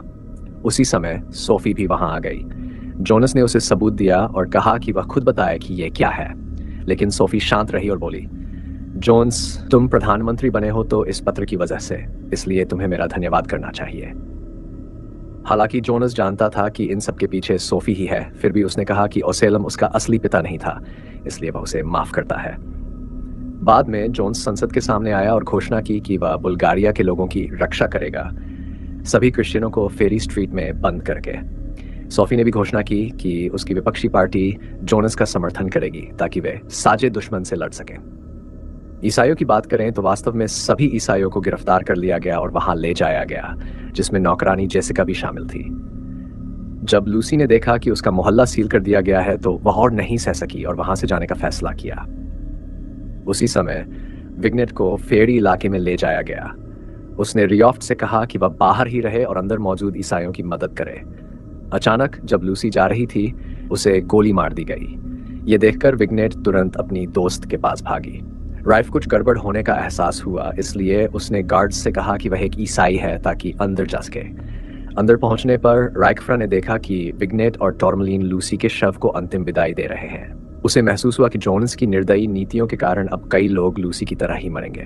कुछ समय बाद जब जोनस ने आदेश दिया कि सभी एलियन परियों जैसी जातियां को फेरी टाउन में बंद कर दिया जाए, तो हालात और बिगड़ गए। ब्लैक क्रोज नामक विद्रोही संगठन ने पलटवार शुरू कर दिया। उस रात विग्नेट ने अपनी साथिनों को लेकर तारबंदी काटने की कोशिश की ताकि वे उड़कर बाहर जा सकें। उसका लक्ष्य था सेना के कार्गो जहाज पर हमला करना और वहां से बीमार लोगों के लिए दवाएं चुराना। शुरुआती सैनिकों पर विग्नेट ने हमला किया, लेकिन सौभाग्य से उसके साथी उसके साथ थे। तभी एक और सैनिक ने उन्हें देख लिया और गोली चला दी। विग्नेट ने तुरंत पलटवार किया और उस सैनिक का गला दबाकर उसे मार दिया। बाकी दोनों बहनों ने भी आगे बढ़कर अन्य सैनिकों को खत्म कर दिया। इस तरह तीनों बहनों ने चुपचाप अंदर घुसकर जरूरी दवाएं ले ली। उसी समय राइफ बकरी जाति के अखाड़े में पहुंचा। उसने वहां के मालिक बैल सिर वाले व्यक्ति से सौदा किया कि अगर वह जीत गया तो वह उसकी मदद करेगा डैरियस को छुड़ाने में। लेकिन राइफ के सामने 3 अनुभवी लड़ाके थे। कुछ ही वारों में राइफ बुरी तरह पिट गया। एक विशालकाय योद्धा ने तो उसे गेंद की तरह उछाल दिया, लेकिन जब वह दैत्य फिर हमला करने आया, राइफ ने झटपट एक बकरी युवक को पकड़कर उसके पीछे छिप गया और उसे ढाल की तरह इस्तेमाल किया। फिर उसने मालिक पर वार किया और उसे गिरा दिया। बाकी विरोधी भी उसके वार से ढेर हो गए। अंत में राइफ ने लकड़ी के तख्ते से उस दैत्य को भी गिरा दिया। इस जीत के बाद बैल सिर वाले को मजबूरन सौदा स्वीकार करना पड़ा डैरियस को छुड़ाने में मदद के लिए। सुबह होने तक विग्नेट और उसकी साथी दवाइयां लेकर लोगों के पास लौट आए। वहां कई परियां डॉनबास बीमारी से पीड़ित थी क्योंकि वे उड़ नहीं पा रही थी। उनमें ओजियाना केन की पत्नी भी थी, जो विग्नेट की पुरानी दोस्त थी जब से वह ब्लैक क्रोज में शामिल हुई थी। ओजियाना को बीमार देखकर विग्नेट बहुत दुखी हुई। जब ओजियाना सो गई तब विग्नेट घर लौटी। वहां उसने राइफ का घायल शरीर देखा तो उसका दिल टूट गया। उसने राइफ को नहलाने और उसकी मालिश करने का फैसला किया। उधर चौक में अंधविश्वासी समाज के 5 भाइयों को फांसी के तख्ते की ओर ले जाया जा रहा था। ओसेलम की मौत के बाद जोनस को बाकी कार्यकाल के लिए प्रधानमंत्री बना दिया गया था। जोन्स अपनी मां केबर द्वारा ओसेलम की हत्या की बात उजागर नहीं कर सकता था, इसलिए उसने जनता को बताया कि वही 5 भाई उसके माता पिता के हत्यारे हैं। यह सुनकर भीड़ क्रोधित हो गई और उन पर टमाटर फेंकने लगी। कोई रास्ता न देखकर पॉल चिल्लाया, जोनस झूठा है, लेकिन तब तक देर हो चुकी थी। जोनस ने पहले ही फांसी का आदेश दे दिया था। सार्जेंट रेनन ने उन 5 के सिर कर फेरी स्ट्रीट के गेट पर टांग दिए ताकि सब डरें। कुछ समय बाद जुनी फेरी स्ट्रीट पर राइफ से मिलने पहुंचा। जो सड़क कभी चहल पहल से भरी थी, अब वहां डॉनबास बीमारी से मरे कई परियों के शव पड़े थे। जुनी ने जल्दी से राइकफ्रा को ढूंढ लिया और कहा कि वह जोनस को यहाँ की हालत दिखाने के लिए मनाने में असफल रहा। जुनी को पता था कि राइफ कल की बुल्गारियन संसद बैठक में अपनी सच्चाई उजागर करना चाहता है कि वह वास्तव में ओसेलम का सबसे बड़ा बेटा है, ताकि प्रधानमंत्री का पद वापस पा सके।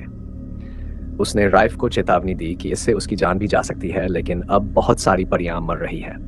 आखिरकार राइकफ्रा ने सहमति दी कि जुनी उसके साथ कल रात संसद भवन जाएगा। उधर सोना अल्फ्रेड के घर पहुंची, ये जानने की उसके साथ क्या हो रहा है। अंदर जाने पर उसने अल्फ्रेड को खड़ा देखा। डर के बावजूद वह अंदर चली गई। जैसे ही उसने दरवाजे को छुआ, उसके दिमाग में एक दृश्य उभरा। रायक्रॉफ्ट घायल अवस्था में कुछ गोली मार रहा था। फिर छत से एक राक्षस नीचे उतरा और उसका पीछा करने लगा। चीख सुनकर सोना की नींद खुली। उसके पड़ोसी शोर मचा रहे थे और अल्फ्रेड का शरीर गायब था। डरी हुई सोना तुरंत घर भागी। रात में टहलते समय अल्फ्रेड फिर दिखाई दिया। उसने कुछ मंत्र बोलना शुरू किया और हरे धुएं का बादल सोना के शरीर में घुस गया। इससे सोना को एक दृश्य दिखाई दिया। कोई अजात चीज बुल्गारिया की पुलिस पर हमला कर रही थी। तभी पास में एक छोटी लड़की की चीख ने उसे होश में लाया। लड़की रोती हुई दौड़ी आई क्योंकि उसकी बिल्ली को सोना ने नींद में चलते हुए मार दिया था। यह समझकर कि कुछ बहुत गलत हो रहा है, सोना तुरंत वहां से भाग गई। थोड़ी देर बाद राइफ विगिनेट के लिए खाना बना रहा था। तभी पुलिस आई और उसे गिरफ्तार कर लिया। उन्होंने कहा कि राइकफ्रा एलियन और उसे जोन्स के पास ले जाया गया। असल में जोन्स को मदद चाहिए थी, इसलिए उसने उसे बुलाने के लिए यह चाल चली। सोना ने जिस व्यक्ति को देखा था उसकी हत्या हो चुकी थी। उसका शरीर ऊंचाई पर लटका मिला, जिससे जोन्स को शक हुआ कि यह परियों ने किया है। उसी समय सार्जेंट रेनन अपनी सेना के साथ पहुंचा। वह राइफ से इसलिए जलता था क्योंकि वह उससे ज्यादा सुंदर था। गुस्से में उसने अपने सिपाहियों को आदेश दिया कि राइफ को वापस फेरी इलाके में ले जाएं। उधर दूसरी तरफ आसमान में इमोजन अपने प्रेमी अगस्त के साथ चल रही थी जब उन्हें मित्र राष्ट्रों के हवाई जहाजों ने रोका। उन्होंने बम गिराने शुरू किए और अगस्त के जहाज को उतरने पर मजबूर कर दिया। जब वे किनारे पहुंचे तो देखा कि बंदरगाह खंडहर बन चुका है। अगस्त ने इमोजेन का हाथ पकड़ा और वे कमांडर के पास पहुंचे। अगस्त ने पूछा कि उसके सैनिक चोरी क्यों कर रहे हैं। कमांडर हंसते हुए बोला, यह मेरा इलाका है, मैं जैसा चाहूं वैसा करूं। तभी एक संदेशवाहक आया और कमांडर ने अपने सैनिकों को इमोजेन को पकड़ने का आदेश दिया। उसे एक बकरी स्त्री डायना के पास ले जाया गया। डायना ने बताया कि अब मित्र सेनाएं हार चुकी हैं और यह एक स्वतंत्र देश है जहां सभी जातियां बराबर हैं। यह सुनकर इमोजेन हैरान रह गई क्योंकि वह तो सोचती थी कि डायना बस एक नौकरानी है। फिर डायना ने पूछा, तुम एक बकरी पुरुष का हाथ क्यों पकड़े हुए हो? इमोजेन ने आत्मविश्वास से कहा, वह एक अच्छा इंसान है और मैं उससे प्यार करती हूं, इसमें क्या बुराई है? डायना को अगस्त दिलचस्प लगा, इसलिए उसने नौकरानी को उसे बुलाने का आदेश दिया। बंदरगाह पर कमांडर को जहाज की डायरी मिली। उसने पूछा, स्वान जहाज का मालिक कौन है? अगस्त ने कहा कि उसके पिता एक उच्च अधिकारी हैं ताकि वे डर जाएं। इसलिए उसने दावा किया कि वह स्वान का मालिक है और माफी की मांग की। कमांडर आगे आया और बोला, स्वान के सभी क्रू सदस्य अब आजाद हैं, लेकिन अगस्त एक गद्दार है जिसने सैकड़ों लोगों को मजबूरी में काम करवाया। इसलिए उसने आदेश दिया कि अगस्त को बाकी पूंजीपतियों के साथ कतार में खड़ा किया जाए और उन सबको गोली मार दी गई। अगस्त ने यह दृश्य देखा और डर से कांप उठा। तभी गोलियां उसके पास आकर रुक गई क्योंकि नौकरानी समय पर पहुंच गई थी और उसने डायना के आदेश से उसे रिहा करा लिया। उधर बुल्गारिया में राइफ राफ्टॉफ ने स्वीकार किया कि विग्नेट को बताया गया कि राइफ आज रात संसद भवन जाएगा ताकि वह अपनी विरासत वापस हासिल कर सके। विग्नेट को एहसास हुआ कि राइफ बहुत बड़ा जोखिम उठा रहा है। कोई भी आधा नस्ल व्यक्ति पर विश्वास नहीं करेगा।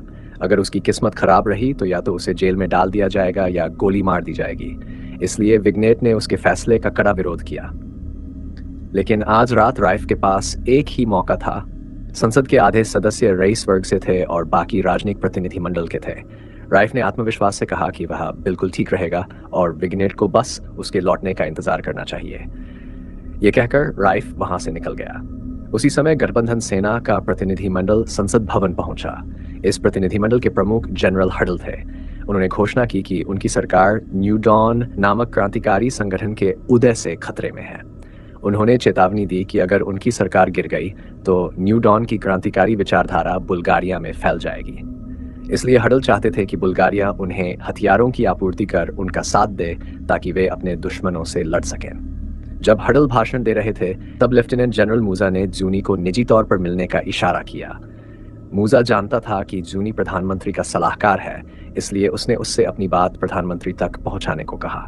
मूजा को चिंता थी कि अगर सहयोगी असफल रहे तो युद्ध बुल्गारिया तक फैल जाएगा। जूनी ने भी इसमें अवसर देखा और मूजा का संदेश पहुंचाने के लिए सहमति दे दी। कुछ देर बाद जोनास ने विपक्षी दल की नेता सोफी को निजी बातचीत के लिए बुलाया। सोफी को उसके ही दल के सदस्यों ने पद से हटाने की धमकी दी थी। उसने जोनास को सलाह दी कि वह हडल के प्रस्ताव को स्वीकार कर ले। इसका मानना था कि अगर जोनास मान जाता है तो युद्ध के समय न तो उसका और न ही सोफी का पद कोई चुनौती देगा, क्योंकि युद्ध के बीच कोई भी अपने नेता को नहीं हटाना चाहता। लेकिन जोनास सत्ता में रुचि नहीं रखता था, इसलिए उसने इनकार कर दिया। तब सोफी ने उसे देश के हित की सोचने की सलाह दी। उसने कहा कि अगर बुल्गारिया न्यू डॉन के खिलाफ युद्ध में शामिल होता है तो उन्हें परियों की भूमि फेरीलैंड वापस पाने का सुनहरा मौका मिलेगा और जोनास देश का महान नेता बन जाएगा। यह सुनकर जोनास ने सोफी की बात मान ली। दूसरी ओर राइफ बफेलो हेड नामक सरगना से मिलने गोदाम पहुंचा। वह वादे के मुताबिक डेरियस को जेल से छुड़ाने में सफल हो गया था। लेकिन जब डेरियस ने राइफ को देखा तो वह बहुत नाराज हुआ। उसने राइफ पर आरोप लगाया कि उसके कारण उसे प्रतीक चिन्ह इंसिग्निया से वंचित कर दिया गया और भयंकर यातना झेलनी पड़ी। राइफ की सहायता खोने के बाद सेना ने डेरियस पर प्रयोग किए, एक ऐसा सीरम तैयार करने के लिए जो मनुष्यों को कुछ समय के लिए वेयरवुल्फ में बदल दे। राइफ को डेरियस पर दया आई और उसने उससे कहा कि आज रात वह उसकी मदद करे ताकि फेरी स्ट्रीट को फिर से खोला जा सके। दोपहर में सोफी घर लौटी और गुप्त कमरे में अपनी नौकरानी जेनी से मिली। चूंकि सभी म्यूटेंट्स को फेरी स्ट्रीट में बंद कर दिया गया था, जेनी को यहां छिपना पड़ा था। सोफी ने घोषणा की कि कुछ दिनों में जेनी को आज़ादी मिल जाएगी, क्योंकि अगर जोनास गठबंधन के साथ समझौता करता है तो फेरी स्ट्रीट कामगारों के लिए फिर से खोली जाएगी।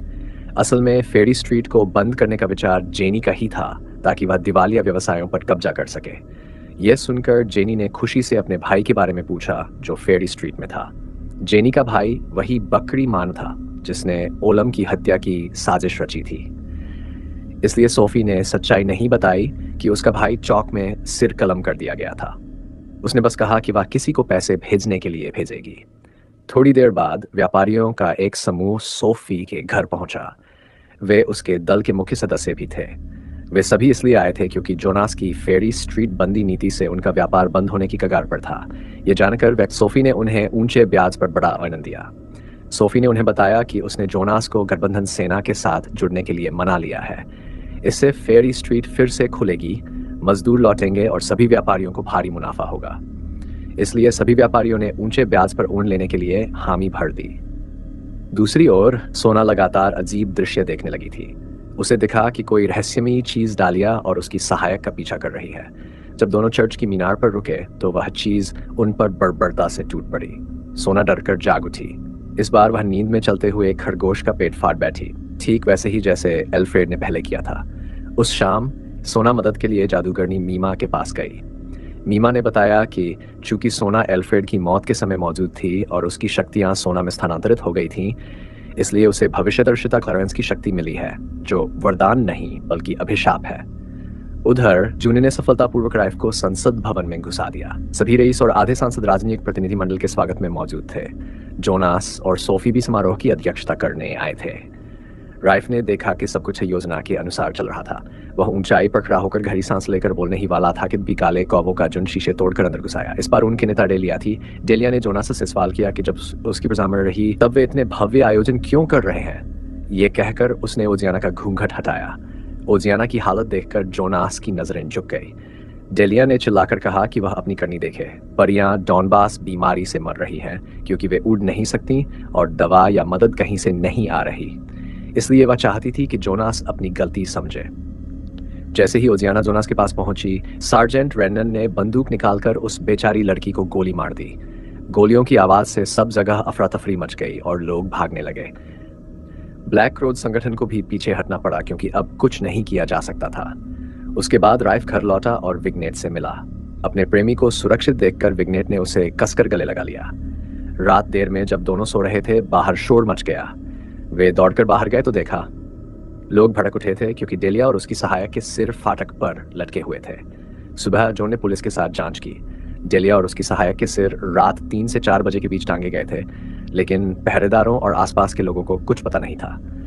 राइकोव का मानना था कि यह काम वही व्यक्ति कर सकता है जिसने पहले दिन पुलिस की हत्या की थी।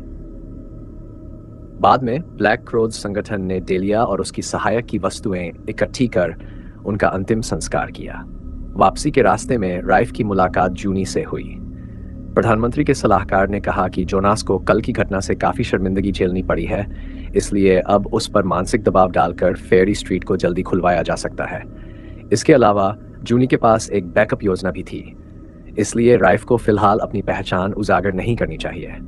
अगर जूनी असफल रहा या पकड़ा गया तो राइफ को आखिरी चाल के रूप में सामने आना होगा। इस बीच सोफी और मीडिया टीम बीमार परियों से मिलने फेरी स्ट्रीट पहुंची। उसका असली उद्देश्य लोगों की सहानुभूति पाने के लिए तस्वीरें खिंचवाना था। कुछ देर बाद सोना राइफ के पास आई और उसने सब कुछ बताया जो उसने देखा था। फिर राइफ बफेलो हेड बॉस से मिला। उसने डेरियस को एल्फ्रेड के छोड़े गए पुराने घर में छिपा दिया क्योंकि वह जादूगरनी का घर था, कोई वहां जाने की हिम्मत नहीं करता। उधर जूनी मूजा से मिलने गया। मूजा ने कहा कि मनुष्यों और एल्फों के बीच का यह गठबंधन न्यू डॉन की तरह समाप्त होना चाहिए, इसलिए वह बुल्गारिया और पैक के बीच हथियारों के व्यापार को बढ़ावा देगा। दोपहर में जूनी संसद भवन लौटा ताकि जोनास का सलाहकार बन सके। वहां एक मजेदार स्थिति हुई। जब वे एल्फ स्ट्रीट को फिर से खोलने की योजना बना रहे थे, तभी सोफी ने सीधे जोनास के सामने हथियार व्यापार का प्रस्ताव रख दिया। इसलिए उन्हें मजदूरों के लिए एल्फन स्ट्रीट फिर से खोलनी पड़ेगी, हथियारों और संबंधित आवश्यक वस्तुओं का उत्पादन करने के लिए। यह कदम न केवल मानवीय था, बल्कि इससे प्रधानमंत्री को क्रोधित एल्फों को शांत करने में भी मदद मिली। यह सुनकर जूनी ने जोनास को इशारा किया कि उसे इस प्रस्ताव को स्वीकार करना चाहिए। जोनास ने तुरंत सोफी के प्रस्ताव को स्वीकार कर लिया, लेकिन उसने केवल दिन के समय ही मजदूरों को काम पर जाने की अनुमति दी। सभी के जाने के बाद सेंटी ने जोनास को चेतावनी दी कि सोफी ने उद्यमों के अधिग्रहण का फायदा उठाया है। उसने किसी मानवीय उद्देश्य से नहीं, बल्कि राजनीतिक चालों का उपयोग करके बल्गारिया की अर्थव्यवस्था को नियंत्रित किया है। हालांकि सोफी ने मनोवैज्ञानिक रूप से जोनास को प्रभावित कर लिया था और वह सेंटा की बातों पर विश्वास नहीं करता था। उसने सेंटा से कहा कि अगर वह उसकी प्रेमिका के खिलाफ कुछ बोलना चाहता है तो पहले ठोस सबूत लेकर आए। इस दोपहर रायरॉथ लौटने के बाद राइफ सोना और जॉन को शहर के आखिरी चर्च में ले गया। जब वे बालकनी पर पहुंचे तो सोना ने वही मूर्ति देखी जो उसने अपने दर्शन में देखी थी, लेकिन वहां जैक, डॉली और उनकी सहायक नहीं थे। क्योंकि यह आखिरी चर्च था, इसलिए राइफ ने छत पर चढ़कर देखने का फैसला किया। बहुत जल्द उसे 2 दुर्भाग्यशाली पीड़ितों के शव मिले। राइफ ने सोना से पूछा कि क्या वह हत्यारे को पहचानती है। दुर्भाग्यवश सोना ने जो दृश्य देखा था वह हत्यारे के दृष्टिकोण से था, इसलिए राइफ ने चाहा कि सोना डेलिया के अंगों का उपयोग करके और सुराग ढूंढे। कोई और विकल्प न होने के कारण सोना को डेलिया के अंगों के ढेर में अपना हाथ डालना पड़ा। तुरंत ही सोना की आंखों के सामने परियों के इलाके में अफरा तफरी का दृश्य उभर आया। हत्यारे के दृष्टिकोण से सोना ने दर्पण में देखा कि वह एक राक्षस था। जब वह अल्फ्रेड के घर के सामने पहुंचा तो भ्रम में सोना प्रकट हुई और उसने उस पर हमला किया। रात में सोफी आंसुओं से भीगी हुई चेहरा लिए जेनी से मिलने घर लौटी। कई परियों को डॉनबास बीमारी से मरते हुए देखने के बाद सोफी का कंपनियों पर कब्जा करने का विचार बदल गया था। अब वह तुरंत फेरी स्ट्रीट को खोलना चाहती थी। यह सुनकर जेनी ने उसे थप्पड़ मार दिया। जेनी को लगा कि यह कमजोरी का संकेत है। बस एक कदम और सोफी बल्गारिया की सबसे शक्तिशाली और अमीर महिला बन सकती थी। जेनी लगातार सोफी को उसकी झेली हुई बेइज्जती की याद दिलाती रही ताकि वह अपनी मानवता को त्याग दे। उधर जो कुछ भी उसने अनुभव किया था, उसके बाद सोना ने फिर से अल्फ्रेड के घर जाने और जवाब तलाशने का फैसला किया। जब वह वहां पहुंची तो उसने देखा कि घर में रोशनी जल रही थी, जिससे उसे लगा कि अल्फ्रेड अंदर है। सोना ने एक चाकू उठाया और तलाश शुरू की, लेकिन वहां चुड़ैल नहीं थी बल्कि एक वेयरवुल्फ, भेड़िया मानव था। जब सोना को पता चला कि वह वेयरवुल्फ यहाँ क्यों छिपा हुआ था तो उसे उसके प्रति सहानुभूति हुई। उसने उसे बैठने का निमंत्रण दिया और माफी के रूप में उसके लिए 1 कप कॉफी बनाई। उधर राइफ्राफ्टॉफ घर लौटा, लेकिन उसे विन्यट कहीं नहीं मिली। इसलिए वह अपनी प्रेमिका को खोजने ब्लैक क्रोज के अड्डे पर गया। इस समय ओजियाना, डेलिया और सहायक की मौत से ब्लैक क्रोज बेहद गुस्से में थे। इसलिए विन्यट ने ब्लैक क्रोज को बुलाया और उन्हें बदला लेने के लिए प्रेरित किया। जब राइफ वहां पहुंचा तो उसने विन्यट की बातें सुनी। उसने तुरंत कहा कि डेलिया और सहायक की हत्या किसी पुलिस वाले ने नहीं, बल्कि एक राक्षस ने की थी। लेकिन यह सच था कि सार्जेंट रेनन ने ओजियाना को गोली मार दी थी। इसलिए विन्यट ने घोषणा की कि वह ओजियाना की मौत का बदला लेने के लिए सार्जेंट रेनन को मारेगी। यह सुनकर राइफ ने कड़ा विरोध किया, क्योंकि अगर वह पुलिस को मारती है तो वे बदले में पूरी फेरी स्ट्रीट को जला देंगे। लेकिन विन्यट का निर्णय अटल था, इसलिए राइफ्राफ्टॉफ के पास कोई और विकल्प नहीं था। वह डेरियस के साथ रेनन के घर गया ताकि सबसे बुरा होने से रोक सके। जब सार्जेंट रेनन घर पहुंचा तो उसने 2 अनचाहे मेहमानों को देखकर चेहरा पीला पड़ गया। फिर भी उसने अपना आक्रामक रवैया नहीं छोड़ा। उसने राइफ को लड़ाई के लिए उकसाया ताकि झगड़े का अंत हो सके। राइफ ने उसकी उकसावेबाजी को अस्वीकार किया। इसके बजाय उसने धीरे से बताया कि ब्लैक क्रोज यहाँ आ रहे हैं। उन्हें लगता है कि पुलिस डेलिया की मौत में शामिल है, इसलिए वे बदले में पुलिस वालों को एक एक करके मारेंगे। पहला निशाना रेनन था, क्योंकि उसने ओजियाना को गोली मारी थी। इतने में डेरियस को परियों की गंध आई, इसलिए राइफ्राफ्टॉफ को घर के बाहर जाकर रेनन का ध्यान भटकाना पड़ा ताकि डेरियस भाग सके। लेकिन विन्यट राइफ को बहुत अच्छी तरह जानती थी। उसने पहले से ही रेनन के भागने के रास्ते पर घात लगाई हुई थी। जब राइच वहां पहुंचा तो उसने देखा कि विन्यट डेरियस से लड़ रही है। उसी क्षण थेमो प्रकट हुआ और उसने एक तीर चलाया, जिससे डेरियस गिर पड़ा। लेकिन वह तीर डेरियस के वेयरवुल्फ रूप को सक्रिय कर देता है, जिससे थेमो को दौड़कर उसे रोकना पड़ा। उसी समय विन्यट ने भी सार्जेंट रेनन पर हमला कर दिया। रेनन का रथ पुल के नीचे चला गया, जिससे विन्यट की नजर उससे हट गई। इस मौके का फायदा उठाते हुए पॉल रेनन को लेकर सीवर के रास्ते पुलिस स्टेशन भाग गया। उधर फाइटाउन में सोना जादूगरनी मिमा के पास पहुंची ताकि सी थ्रू भविष्य दृष्टि के श्राप को तोड़ने का तरीका पूछ सके। मिमा ने कहा कि इसे तोड़ने का केवल एक तरीका है, लेकिन वह बेहद दर्दनाक है। सोना फिर से उस आध्यात्मिक पीड़ा से नहीं गुजरना चाहती थी, इसलिए उसने मिमा से कोई दूसरा उपाय मांगा। मिमा ने उसे एक जादुई पुस्तक दी जिसमें श्राप तोड़ने की विधि थी। घर लौटकर सोना ने पुस्तक खोली, लेकिन यह देखकर हैरान रह गई कि श्राप तोड़ने के लिए कई अत्यंत दुर्लभ जड़ी बूटियों की आवश्यकता थी। इसी दौरान डेरियस अपने भेड़िया रूप में घर लौटा, जिससे सोना डर गई। उसे घबराता देख डेरियस लोहे के पिंजरे में घुस गया। कुछ देर बाद सोना को याद आया कि वह एक वेयरवुल्फ है, इसलिए उसने खुद को शांत किया और उससे बात करने के लिए आगे बढ़ी। इस समय तक डेरियस फिर से इंसान बन चुका था। उसने सोना से कुछ चीजें लाने के लिए कहा। राइफ फेरी स्ट्रीट लौट आया और दुख दूर करने के लिए शराब पीने लगा। विन्यट चिंतित थी कि ब्लैक क्रोज राइफ से बदला लेंगे इसलिए वह उसे समझाने आई कि वह भाग जाए, लेकिन राइफ्राफ्टॉफ्ट ने इस बात की परवाह नहीं की। उसने विन्यट से कहा कि पुलिस को उसके रेनन का पीछा करने की जानकारी मिल गई है, इसलिए उसे तुरंत भाग जाना चाहिए। तभी अफरा तफरी मच गई। पुलिस फेरी स्ट्रीट को नष्ट करने और विन्यट को गिरफ्तार करने आ गई थी।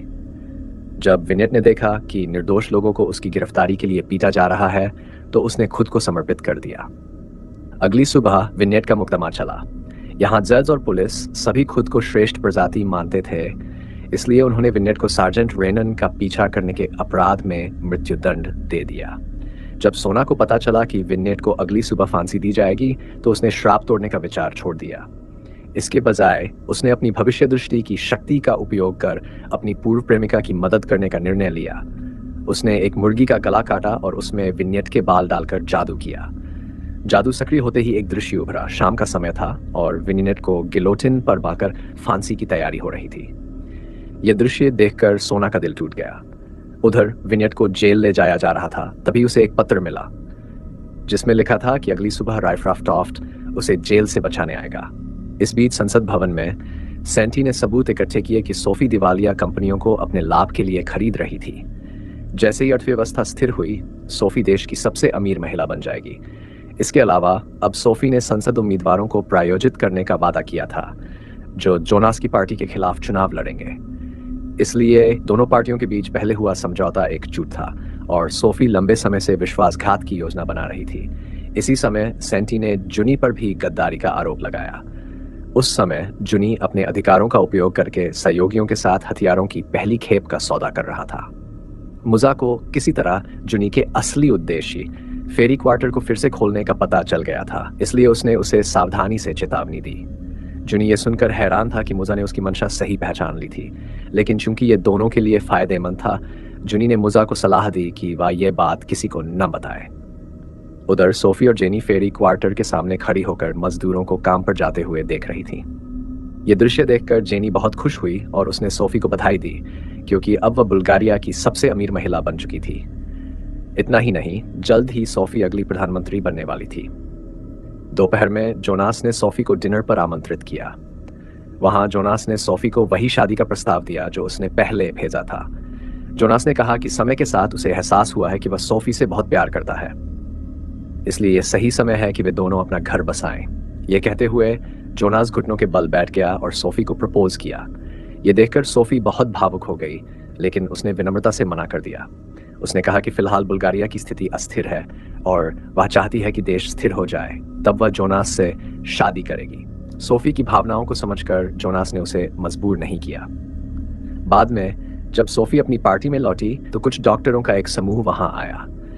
उन्होंने घोषणा की कि फेरी स्ट्रीट पर जिस बच्चे को सोफी ने गोद में लिया था वह गोटमैन के जरिए डॉनबास बीमारी से संक्रमित हो गया है, इसलिए सोफी को तुरंत अस्पताल जाकर स्वास्थ्य जांच करानी चाहिए।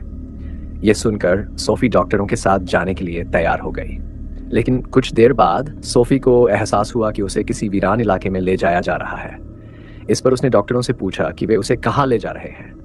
तभी उन डॉक्टरों ने सच्चाई छिपाना बंद कर दी। उन्होंने बताया कि सोफी को प्रधानमंत्री के आदेश पर गिरफ्तार किया गया है। इधर रिचॉफ्ट में रिफ्राफ्टॉफ्ट और उसके साथी अगले दिन सुबह विग्नेट को बचाने की योजना पर चर्चा कर रहे थे।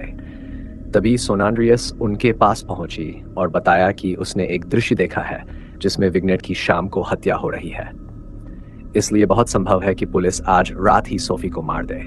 यह सुनकर रिफ्राफ्टॉफ्ट ने तुरंत अपनी योजना बदल दी और विग्नेट को उसी रात बचाने का निश्चय किया। थोड़ी देर बाद सोफी को समुद्र किनारे स्थित एक किले जैसी जेल में भेज दिया गया जो पूरी तरह से सुरक्षित थी। बहुत जल्द सोफी को उसी कमरे में कैद किया गया जो विग्नेट के सामने था। जब विग्नेट को पता चला कि सोफी को इसलिए कैद किया गया है क्योंकि वह प्रधानमंत्री बनना चाहती थी, तो उसे सोफी के लिए सहानुभूति हुई क्योंकि वे दोनों ही महिलाएं थीं। रात में जोनास ने जुनी को पूछताछ के लिए बुलाया। उसे शक था कि जुनी ने सहयोगियों को हथियार बेचने का सौदा किया है। जोनास का असली मकसद था पैसे लेकर राजनीति को सोफी के खिलाफ मोड़ना। इसलिए जोनास ने जुनी पर देशद्रोह का झूठा आरोप लगाया और उसे गिरफ्तार कर लिया। इसी समय राइकफ्रा और केन ने 2 गश्ती पुलिसकर्मियों पर हमला किया। राइकफ्रा ने पुलिस का भेष धारण किया ताकि केन को जेल के अंदर ले जा सके। अंदर पहुंचने पर केन उड़कर पुलिस का ध्यान भटकाता और रिफ विग्नेट को आजाद करता। यही योजना थी। लेकिन जोनास रिचॉफ्ट से पहले ही जेल पहुंच गया। उसने सोफी को एक देशद्रोह की कबूलनामा रिपोर्ट दी और कहा कि अगर वह इस पर हस्ताक्षर कर दे तो वह उसकी जान बख्श देगा, लेकिन अगर वह हस्ताक्षर करती तो वह सब कुछ खो देती, उसकी संपत्ति और संसद की सीट दोनों। इसलिए सोफी ने वह कागज फाड़ दिया और कहा कि वह कभी झूठ नहीं मानेगी। जोनास ने गुस्से में आदेश दिया कि सोफी को मुकदमे में ले जाया जाए। यह अन्याय देखकर विग्नेट ने जोनास को कायर कहा। अपमानित होकर जोनास ने विग्नेट को भी फांसी पर चढ़ाने का आदेश दिया। गिलोटिन तैयार कर दिया गया। सोफी, जुनी और विग्नेट तीनों को फांसी के मैदान में लाया गया। इसी दौरान रिफ्राफ्टॉफ्ट एक घोड़ा गाड़ी लेकर वहां पहुंचा। जेलर उसे सहानुभूति दिखाते हुए बोले कि प्रधानमंत्री ने आज रात जेल को ट्रायल के लिए बंद करने का आदेश दिया है। रिफ ने चालाकी से जवाब दिया कि यह कैदी भी आज रात प्रधानमंत्री के आदेश से खत्म किया जाना है। उसकी बेहतरीन अदाकारी से वहां एक उलझन की स्थिति बन गई। अंदर सोफी को गिलोटिन पर बांधा गया। मौत के उस क्षण में भी सोफी ने जोनास को सीधा देखने की चुनौती दी, लेकिन जोनास डरपोक निकला। उसने अपने सैनिकों को आदेश दिया कि फांसी दे दो।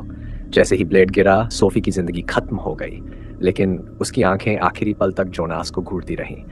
जोनास की आंखों में अब ठंडा खून था। उसने अगला आदेश दिया, विग्नेट को फांसी दो। विग्नेट को भी मंच पर बांध दिया गया। यह दृश्य बिल्कुल वैसा ही था जैसा सोना ने अपनी भविष्यवाणी में देखा था, लेकिन जैसे ही जल्लाद ने वार किया, उसके पेट पर किसी ने गहरी चोट मारी। पूरा मैदान घबराहट में भर गया। कोई नहीं जानता था कि हमला किसने किया। तभी एक और पुलिस वाला गिरा, फिर दूसरा, फिर तीसरा।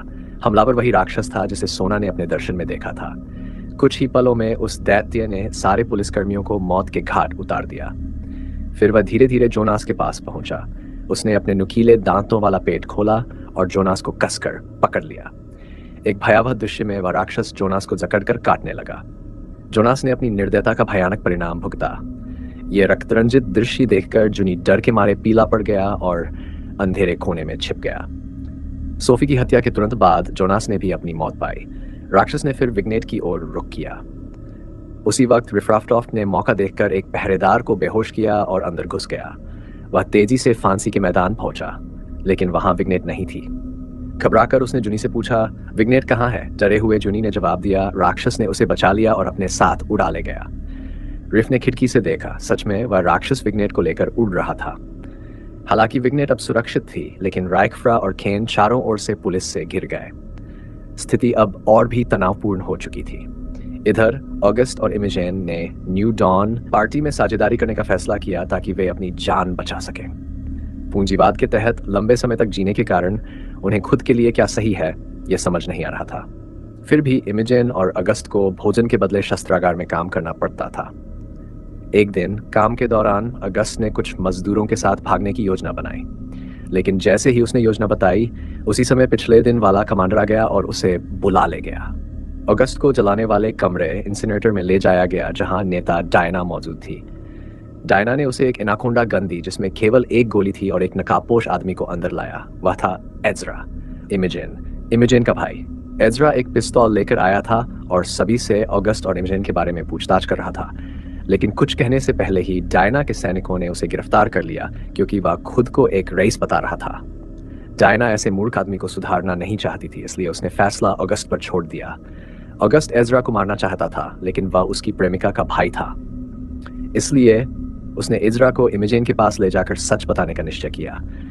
जब इमेजेन को पता चला कि इजरा उसे अगवा करने और अगस्त को मारने आया था, तो वह असहाय रह गई। उधर बुल्गारिया में रिफ को जेल में घुसने के अपराध में गिरफ्तार कर लिया गया और बुरी तरह पीटा गया। जेल में उसने 7 साल पहले की परियों की दुनिया की घटनाएं याद की। उस समय वह और डेरियस पीछे हट रहे थे जब उन पर संधि सेना ने हमला किया। डेरियस के पैर में गोली लगी तो रिफ ने लड़ते हुए उसे भागने का मौका दिया, लेकिन 2 ही गोलियां चलाने के बाद उसकी बंदूक खाली हो गई। इसलिए वह नदी की ओर भागा और वहां छिप गया। अचानक उसने देखा कि एक राक्षस संधि सेना पर हमला कर रहा है। यह देखकर राइकफ्रा के मन में आया, मुझे यहां से भागना होगा वरना यह दैत्य मुझे भी फाड़ डालेगा। वह रेंकर थोड़ा ही आगे बढ़ा था कि एक सैनिक की लाश उसके सामने गिरी। उस पर राक्षस के दांतों के निशान थे। एक दांत में से राक्षस उसके पीछे प्रकट हुआ।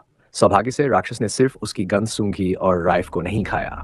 फिर वह राक्षस एक बूढ़ी औरत में बदल गया, जिससे राइफ बहुत हैरान हुआ। असल में उस बूढ़ी औरत ने राइफ के शरीर से परियों की गंध महसूस की थी, इसलिए उसने उसकी जान बख्श दी। उस बूढ़ी औरत ने राइफ को सलाह दी कि वह पश्चिम की ओर भाग जाए ताकि मित्र सेना से बच सके। जब राइफ वापस कैंप पहुंचा, उसने पूरी बात बताई और वह दांत मेजर को दिखाया। दांत देखकर मेजर ने पहचान लिया कि वह डेमन फैंग नामक राक्षसी प्रजाति का है। यह प्रजाति बहुत पहले लुप्त हो चुकी थी और इंसानों से घृणा करती थी। इसलिए मेजर ने सोचा कि राइफ बस किस्मत से मौत से बच गया। उसी समय एक टेलीग्राम आया कि मित्र सेना घाटी की ओर बढ़ रही है। मेजर ने आदेश दिया कि राइफ फॉस्फोरस आग लगाने वाली गोलियों से घाटी को जला दे ताकि दुश्मन की वापसी का रास्ता बंद हो जाए। लेकिन घाटी में शायद डेमन फैंग रहते थे, इसलिए राइफ ने इस आदेश का विरोध किया। मेजर खुद भी अब युद्ध से थक चुका था। उसने सैन्य कानून लागू नहीं किया, बल्कि राइफ को एक चुनाव दिया, पूरी रेजिमेंट की जान या डेमन फैंग्स की जान। सैकड़ों साथियों की जान दांव पर देखकर राइफ को आदेश मानना पड़ा। लेकिन जैसे ही उसने घाटी पर गोली चलाई, उसका दिल पछतावे से भर गया। वहां सच में बहुत से डेमन फैंग थे। वर्तमान में लौटते हुए राइफ को जॉन और सार्जेंट रेनेन ने बचाया। ये कदम उन 2 जेल गार्ड से जांच का अधिकार लेने के लिए था। बचाए जाने के बाद विनेट को सोना ने जादू से मार्गदर्शन दिया। सोना ने उसे अपने छिपने के स्थान पर आने को कहा। जब विनेट गिलोडिन पर थी और जब तक उसे बचाया नहीं गया, उसे महसूस होता रहा कि सोना उसके मन में है। इसलिए विनेट ने अपने पुराने प्रेमी से अतीत की बातों को साझा किया, क्यों वे इस हालत में पहुंचे। यह सुनकर सोना कुछ हैरान हुई और पूछा कि राइफ कहाँ है। विनेट को एहसास हुआ कि राइफ उसे बचाने गया था, जबकि राइफ जेल में पिट रहा था और वह अपने पूर्व प्रेमी के साथ घर में थी। विनेट ने सोचा कि अब जब वह बच गई है तो राइफ लौट आएगा। विनेट ने सोना से कहा कि वो उसके साथ भाग चले, क्योंकि उसे लगता था कि केवल महिलाएं ही एक दूसरे को सच्चा सुख दे सकती हैं। लेकिन सोना ने इनकार कर दिया। उसने कहा कि विनेट बस राइफ से नाराज है।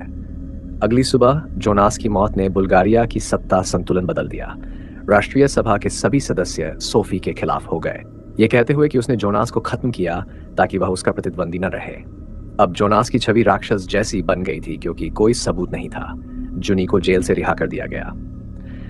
सेंटी और काले अंकल ने जुनी के राजनीतिक प्रभाव को पहचानते हुए उसे अपने दल में शामिल होने का न्योता दिया। लेकिन जुनी इन सबसे ऊब चुका था, इसलिए उसने अपने गांव लौटने का फैसला किया। थोड़ी दूर चलने के बाद मुजाज उसके पीछे आया। उसने कहा कि वह एक भरोसेमंद साथी को खोना नहीं चाहता।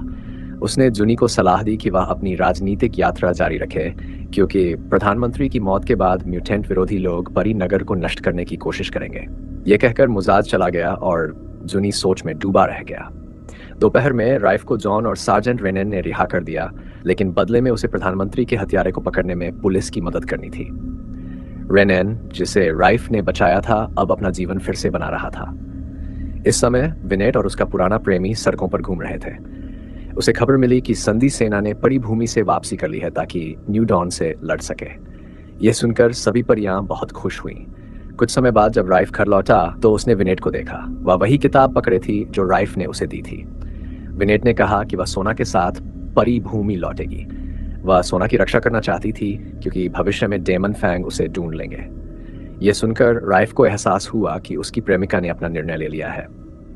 उसने विनेट को शुभकामनाएं दी और कहा कि जब भी जरूरत हो वह मदद के लिए तैयार रहेगा। कभी कभी जुदाई बहुत दर्द देती है। राइफ बहुत कुछ कहना चाहता था, लेकिन बोल नहीं पाया। अगली सुबह जॉन और सार्जेंट रेनेन एफए संगठन के युवक को खोजने निकले, क्योंकि जहां जहां डेमन फैंग प्रकट हुए थे वहां विनेट भी थी। वे राइफ से जानकारी लेना चाहते। राइफ ने कहा कि विनेट ने डेमन फैंग का रूपांतर नहीं देखा, इसलिए वह जुनी से मिलने जाना चाहता था ताकि और जांच की जा सके। थोड़ी ही देर में एफए युवक जोनास के अंतिम संस्कार में जुनी को ढूंढने पहुंचा। जुनी ने राइफ को देखा और तुरंत मिलने बाहर आया। राइफ चाहता था कि जुनी प्रवास जहाजों की व्यवस्था करे ताकि परियों को उनके देश वापस भेजा सके। इससे परियों की मदद होगी और जातिवादी लोगों के बीच के बुराई भी हटेंगे। जुनी अब संसद में एक तटस्थ प्रतिनिधि था, इसलिए उसका प्रभाव था। उसने संसद में यह प्रस्ताव रखने को सहमति दी। शाम को राइफ यह खुशखबरी देने विनेट और सोना के पास पहुंचा। एफए युवक ने यह सब इसलिए किया ताकि विनेट और सोना सुरक्षित रूप से बुल्गारिया छोड़ सके। राइफ के जाने के बाद सोना ने विनेट को सलाह दी कि वह उसके पीछे जाए ताकि अपराधबोध न रहे। सोना चाहती थी कि विनेट राइफ को परिभूमि में साथ रहने के लिए आमंत्रित करे, लेकिन इस बार विनेट ने अपने सच्चे स्त्री स्वरूप को स्वीकारने का निश्चय किया और पीछे नहीं गई। कुछ दिनों बाद जुनी ने संसद में 2 जहाज देने का प्रस्ताव पारित करवाया ताकि परियों को उनके देश भेजा जा सके। पहली यात्रा में बच्चों, बुजुर्गों और महिलाओं को प्राथमिकता दी गई, जिनमें विनेट और सोना भी शामिल थी। सब बहुत खुश थे क्योंकि वे अपने वतन लौटने वाले थे। बंदरगाह जाते समय विनेट ने दूर से राइफ को देखा जो उसे देख रहा था। वह खुद को रोक नहीं पाई और उसकी ओर पलटकर देखा। विनेट ने कहा कि वह चाहती है कि राइफ उसके साथ परिभूमि चले, जहां वे मिलकर नया जीवन शुरू करें और सुखी रहें। यह सुनकर राइफ का मन बदल गया और उसने बंदरगाह जाने का फैसला किया। जॉन ने राइफ को जहाज में चढ़ने की कोशिश करते देखा तो दौड़कर उसे रोका। वह नहीं समझ पाया कि राइफ डेमन फैंग की जांच छोड़कर जाने क्यों चाहता है। राइफ झूठ नहीं बोलना चाहता था। उसने जॉन से कहा कि वह पुलिस की नौकरी छोड़ दे क्योंकि ईमानदार होना चालाक लोगों के बीच जानलेवा हो सकता है। लेकिन जॉन को अपने यूनिफॉर्म के रंग पर गर्व था। उसने कहा कि अधिकांश पुलिस भ्रष्ट है, फिर भी वह अपने पिता की तरह न्याय के रास्ते पर डटा रहेगा। यह सुनकर राइफ के पास कुछ कहने को नहीं था। उसने जॉन को शुभकामनाएं दी और चल पड़ा। कुछ कदम आगे बढ़ने पर उसने दूर से विनेट को देखा। दोनों ने एक दूसरे को भावुक नजरों से देखा, जैसे अब उन्हें आजादी मिलने वाली थी। लेकिन खुशी के वे पल ज्यादा देर तक नहीं टिके।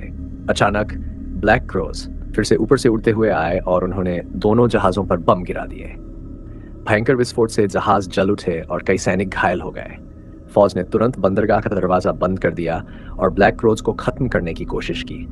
एक सैनिक मोर्टार से ब्लैक क्रोज पर फायर कर रहा था कि तभी वह डेमन फैंग द्वारा मारा गया। यह देखकर सब दंग रह गए।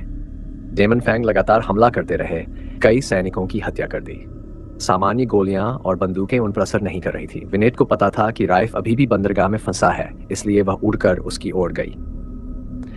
उसी समय जॉन ने देखा कि केन एक बम लेकर हमला करने की तैयारी कर रहा है। उसने तुरंत बंदूक निकालकर उसे रोकने की कोशिश की, लेकिन उसे पता नहीं था कि डेमन फैंग उसके पीछे आ चुका है। जब जॉन ने अपने साथी राक्षसों को देखा तो उसका आत्मविश्वास बढ़ गया और उसने बम फोड़ने का फैसला किया। तभी राक्षस उसके पीछे ऐसे आया जैसे पूछ रहा हो, कैसे हो। राइफ ने दूर से यह दृश्य देखा और तुरंत दौड़ पड़ा, लेकिन जब वह पहुंचा तब तक देर हो चुकी थी। जॉन की आखिरी सांसें चल रही थीं। उसने आंखों से राइफ से बदला लेने की विनती की। उसी वक्त विनेट भी उड़कर वहां पहुंची। उसने राइफ को समझाया कि यहां से चला जाए और सोच समझकर कदम उठाए। लेकिन कुछ दूर चलकर राइफ घुटनों के बल गिर पड़ा और अपने साथी की मौत पर पागलों की तरह चिल्लाने लगा। विनेट ने राइफ का क्रोध देखा और उसके निर्णय को समझते हुए सिर हिलाया। इसलिए राइफ वापस बंदरगाह गया ताकि जॉन की मौत का बदला लेने के सुराग जुटा सके। शहर में लोग आग की लपटें देखकर घटना के बारे में जान गए। ये देखकर चचेरे भाई जहान अपनी प्रेमिका सया को लेकर सूखे घर पहुंचा, ये जानने की क्या हुआ। लेकिन वहां पहुंचकर उन्होंने देखा कि घर के सामने गार्ड तैनात थे। जहान ने पास जाकर पूछा कि क्या हुआ। तभी अगस्त तेजी से बाहर आया और दरवाजा खोला। इमाजिगेन भी वहीं मौजूद था। वह उसके पास आई। जब सैया ने इमेजेन को अगस्त के पास खड़ा देखा तो उसने एजरा के बारे में पूछा। इमेजेन ने जवाब दिया कि एजरा अब इस दुनिया में ही रहा और उसने अगस्त का हाथ पकड़ लिया। यह देखकर जाकन दंपत्ति हैरान रह गए। जाकन ने कहा कि अगर इमेजेन को किसी मदद की जरूरत हो तो वे बेझिझक बताएं। इसके बाद जाकन और सैया जल्दी से वहां से चले गए क्योंकि वे इस खबर से सदमे में थे। असल में कुछ दिन पहले ट्रीटी आर्मी ने न्यू डॉन पर हमला कर दिया था। इस मौके का फायदा उठाकर अगस्त, इमेजेन और एजरा तीनों वहां से भाग निकले। वे शहर से बचते हुए मुख्य सड़क से बुल्गारिया की ओर लौट रहे थे। लेकिन एक दिन की यात्रा के बाद ट्रीटी आर्मी के सैनिक उनके पास से गुजरे। इस हालात में एजरा ने बंदूक निकालकर अगस्त को धमकाया और कहा कि वह चला जाए क्योंकि सैनिक हाइब्रिड्स को मार देंगे। अगर वे पकड़े गए तो उनके पास कोई रास्ता नहीं बचेगा। अगस्त ने पलटवार किया और एजरा की बंदूक छीन ली, लेकिन एजरा ने जोर से चिल्लाने की कोशिश की ताकि सैनिकों को उनकी मौजूदगी का पता चल जाए। तब इमेजेन ने एजरा का मुंह ढक लिया। इस अफरा तफरी में इमेजेन ने उसे रोकने की कोशिश की, लेकिन एजरा पागलों की तरह चिल्लाता रहा, जिससे मजबूर होकर इमेजेन ने उसके मुंह और नाक को ढक दिया। जब सैनिक वहां से गुजर गए, तब एजरा इस दुनिया से जा चुका था। इमेजेन डर और बेचैनी की हालत में आगे बढ़ती रही, लेकिन आधे दिन की यात्रा के बाद ही उन्हें क्रांतिकारियों ने पकड़ लिया। कारण यह था कि क्रांतिकारियों को रास्ते में एजरा की लाश मिली थी, जिससे उन्हें पता चल गया कि अगस्त और इमेजेन किस दिशा में जा रहे थे। इसके बाद उस मानव और बकरी जैसे जोड़े को डायना के सामने लाया गया। डायना ने इमेजेन को बताया कि एलाइड फोर्सेस एक बार फिर न्यू डॉन से हार गई है। इसलिए डायना चाहती थी कि इमेजेन और अगस्त बुल्गारिया वापस जाएं, शांति वार्ता के दूत के रूप में। मिशन पूरा होने के बाद दोनों को आजाद कर दिया जाएगा। अगली सुबह इमेजेन, अगस्त और डायना का साथी विक्टर एक गर्म हवा के गुब्बारे से बुल्गारिया पहुंचे। वहां उनका स्वागत जुनी और विपक्षी पार्टियों के नेताओं ने किया। क्योंकि न्यू डॉन को अब तक बुल्गारिया ने औपचारिक रूप से मान्यता नहीं दी थी, इसलिए संसद नहीं चाहती थी कि यह मुलाकात राजनीतिक रूप ले। इसीलिए दोनों पार्टियों के प्रतिनिधियों ने चाहा कि इमेजेन सीधे उनके सामने न्यू डॉन की मांगें प्रस्तुत करे। लेकिन इमेजेन एक शिक्षित कुलीन महिला थी। उसने कहा कि वह संसद में जाकर सीधे यह प्रस्ताव रखेगी कि बुल्गारिया और एलाइड देशों के बीच हथियार व्यापार समाप्त किया जाए। हर बुल्गारियन नागरिक को संसद में अपनी राय रखने का अधिकार था, इसलिए प्रतिनिधि उसकी मांग ठुकरा नहीं सके। तब जुनी ने कहा कि वह संसद में एक आधिकारिक बैठक की व्यवस्था करेगा। इधर राइफ ऑफ टॉफ्ट बंदरगाह पर जांच करने गया। जब सार्जेंट रेनन ने राइफ का चेहरा देखा तो वह गुस्से में आ गया और राइफ को पीट दिया। रेनन जॉन की मौत के लिए राइफ को दोष दे रहा था, लेकिन राइफ ने विरोध नहीं किया और कहा कि डेमन फैंग एक नर था, क्योंकि नर के दांत और रीढ़ की हड्डी ज्यादा बड़ी होती है। इसके अलावा उसका मारने का तरीका भी मादा से अलग होता है, इसलिए हमें जिसको ढूंढना है वो एक पुरुष है। तभी अचानक एक चेतावनी की आवाज गूंज उठी। राइफ और रेनन तुरंत उस दिशा में दौड़े। उन्होंने देखा कि कई मरीन सैनिकों की लाशें किनारे पर तैर रही थीं। राइफ को एहसास हुआ कि जिन 2 जहाजों में फेरीज को ले जाया जा रहा था, उन्हीं जहाजों में बुल्गारियाई सैनिक भी छिपे हुए थे। अब बात साफ हो गई थी। संसद इस मौके का फायदा उठाकर फेरीज की भूमि दोबारा कब्जाने की कोशिश कर रही थी। रात को विग्नेट गुस्से में केन के पास गई ताकि उससे पूछ सके कि उसने फेरी जाति के साथ विश्वासघात क्यों किया, लेकिन उसके पीछे छिपा ब्लैक क्रो टेमो ने उस पर वार किया और उसे बेहोश कर दिया। जब विग्नेट होश में आई तो उसने खुद को बफेलो हेड्स वेयरहाउस में पाया। अब केन ने समझाया कि कौवों को जहाज पर हमला इसलिए करना पड़ा क्योंकि वही जहाज बुल्गारियाई सैनिकों को फेरी भूमि वापस ले जा रहा था। फेरीज को घर भेजना तो बस एक दिखावा था। यह सुनकर विग्नेट को एहसास हुआ कि फेरीज के साथ धोखा हुआ है। उसके अंदर गुस्सा उबलने लगा। तभी डायना वहां आई और बोली कि कौवों को विग्नेट पर पूरा भरोसा है, इसलिए वे चाहते हैं कि अब वही उनकी अगुवाई करे। बंदरगाह के बाहर जुनी सैकड़ों बुल्गारियाई सैनिकों की लाशों को देखकर भारी मन से खड़ा था। राइफ वहां आया और जुनी को दोषी ठहराया कि उसने सैनिकों को फेरी भूमि में वापस भेजा। जुनी ने उदासी से जवाब दिया, यही वजह थी कि जहाजों को फेरीज को इतनी जल्दी घर भेजना पड़ा, क्योंकि सेना पहले से ही अपनी कॉलोनी दोबारा कब्जाने को तैयार थी। मुझे उन गंदे नेताओं से समझौता करना पड़ा ताकि फेरीज को बंदीगृह से निकाल सकूं। हालांकि फेरी भूमि बुल्गारिया के कब्जे में है, पर वहां की जिंदगी फेरी टाउन से कहीं बेहतर थी। लेकिन अब मेरी यही कोशिश मेरी गलती बन गई, क्योंकि मैंने सेना की वापसी को रोक दिया और इन सैनिकों की मौतें मेरी ही जिम्मेदारी बन गई। राइफ ने जुनी को डांडस बंधाया।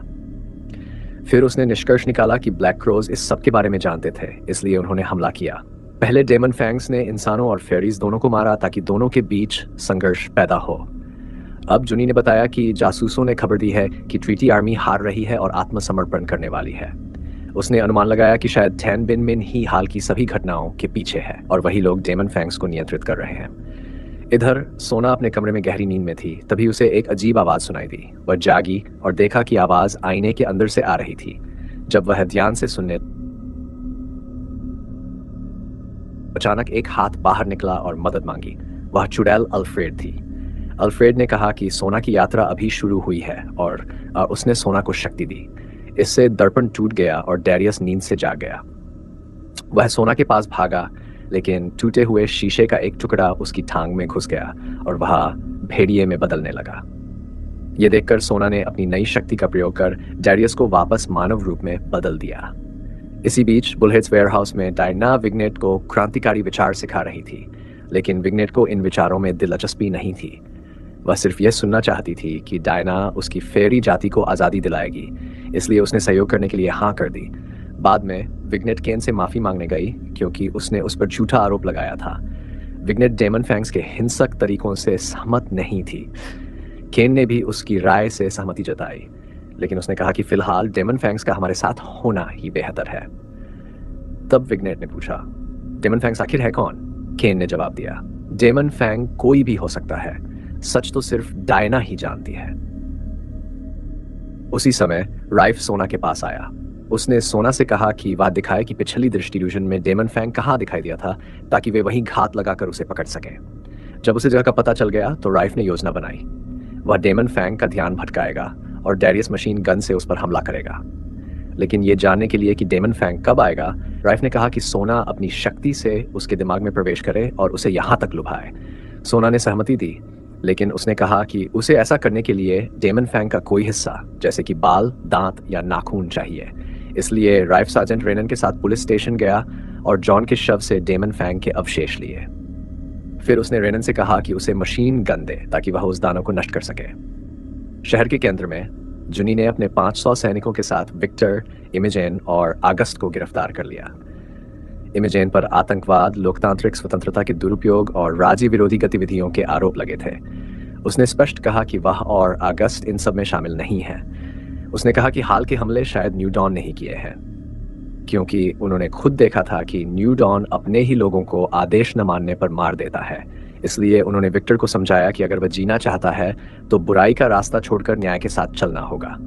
विक्टर ने तुरंत सहमति जताई। उसने कहा कि वह संगठन को पत्र लिखेगा ताकि अगला हमला रोका जा सके और टैन बिन मिन निश्चित ही दोनों देशों के बीच शांति के बदले यह प्रस्ताव स्वीकार करेगा। लेकिन पत्र पूरा करने के बाद विक्टर ने अगस्त से कहा कि वह खुद जाकर यह पत्र फेरी स्ट्रीट पर पहुंचा दे। उसने कारण दिया, मेरे लोग तुम्हें जानते हैं, इसलिए वे मान लेंगे कि यह पत्र मैंने ही लिखा है। यह सुनकर जुनी मुस्कुराया और अपने आदमियों को आदेश दिया कि जहां जहां अगस्त जाएगा उसे चुपचाप पीछा करें। अगस्त विक्टर के निर्देशानुसार फेरी स्ट्रीट के बार में गया। जुनी का जासूस भी उसका पीछा कर रहा था। अब विग्नेट, जो न्यू डॉन की सदस्य बन चुकी थी, को अगस्त की सुरक्षा का कार्य सौंपा गया था। उसने अगस्त को बताया कि कोई उसका पीछा कर रहा है और उसे अपने साथ आने को कहा। जासूस ने जब देखा कि मामला बिगड़ रहा है तो उसने पीछा रोक दिया और वहीं रहकर शराब पीने लगा। बहुत जल्द विग्नेट अगस्त को लेकर बुलहेड्स वेयरहाउस पहुंची। वहां डायना के 2 लोगों ने अगस्त को अलग ले गए। जब डायना ने विक्टर का लिखा हुआ पत्र पढ़ा तो उसने कहा, अगस्त और इमेजेन ने एक। दरअसल विक्टर ने अपने पत्र में खुलासा किया था कि इमेजेन ने उसके साथ धोखा किया है और वह नेशनल असेंबली के सामने बयान नहीं देगी। इसलिए उसने आदमियों को आदेश दिया कि वे अगस्त को पकड़ ले और उसे यातना दें। थोड़ी देर में जुनी उस जासूस की वापसी पर गुस्से से भर गया, जिसके बारे में सभी जानते थे कि वह जासूस है। जुनी ने तुरंत दोनों पार्टियों के नेताओं को इसकी सूचना दी और वे भी निगरानी योजना की असफलता से भड़क उठे।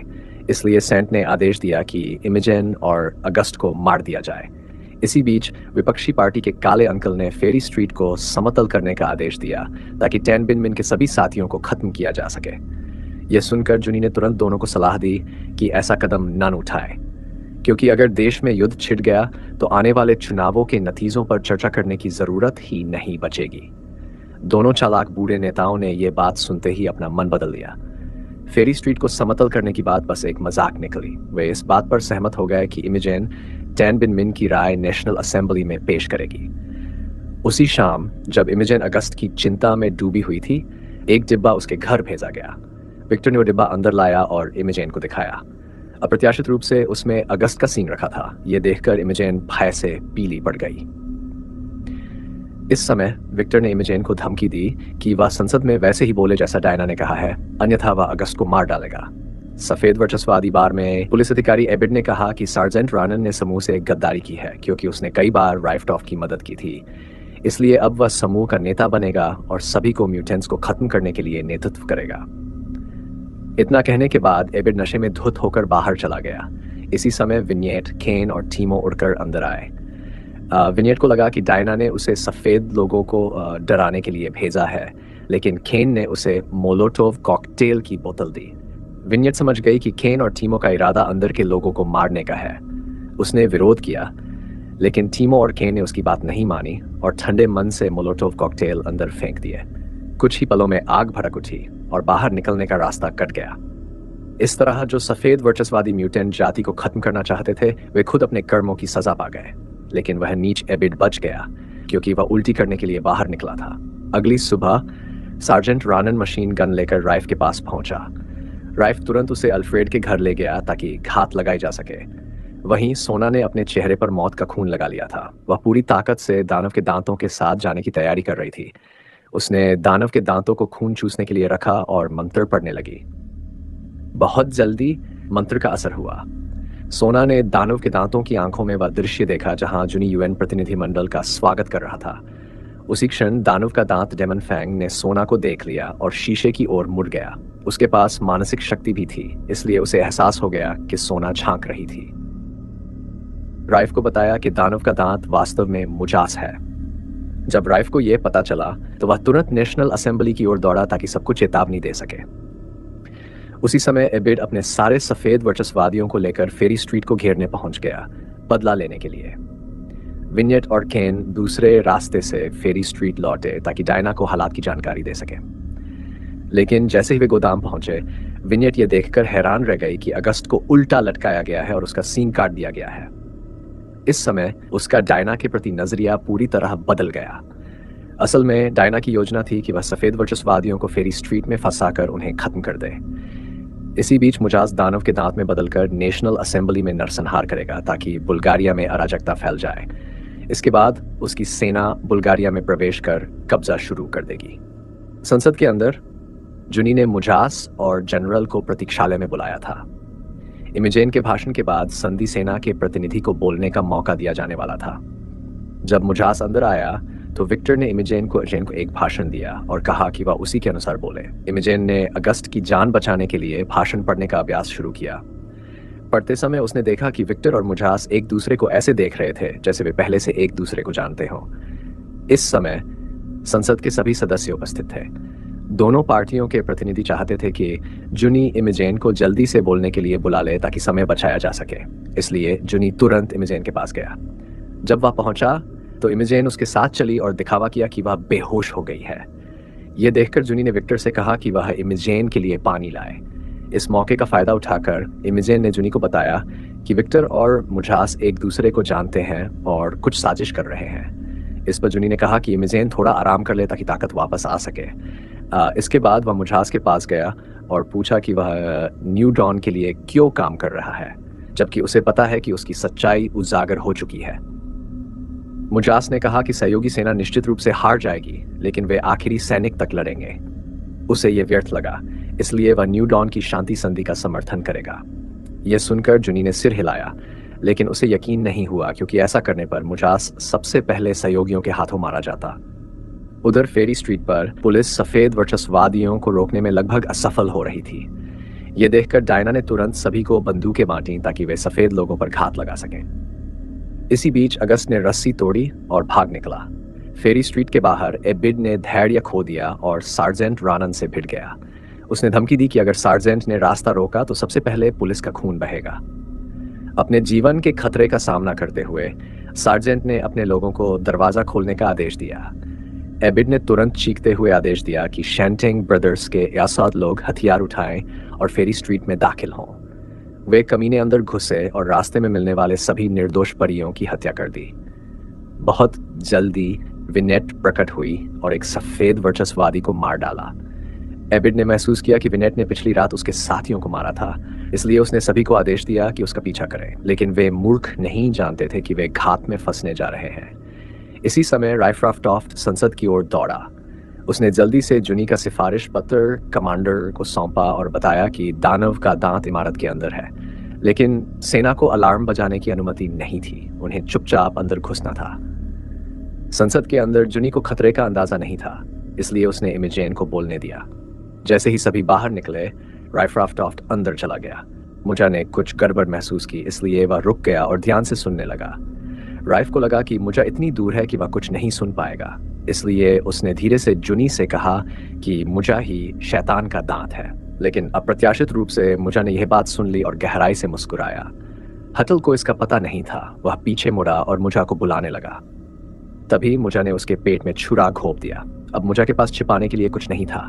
उसने तुरंत अपना असली रूप दिखाया और डेमन फेंग, राक्षसी दांत, में बदल गया। लेकिन उसने राइफ पर हमला नहीं किया, बल्कि संसद भवन की ओर भागा और वहां कत्लेआम शुरू कर दिया। लेकिन संसद भवन के चारों ओर सैनिक पहले से ही घात लगाए बैठे थे, इसलिए डेमन फेंग को रोका गया। राइफ रफ्टॉफ तुरंत संसद की ओर दौड़ा ताकि वह डेमन फेंग को अंदर जाने से रोक सके।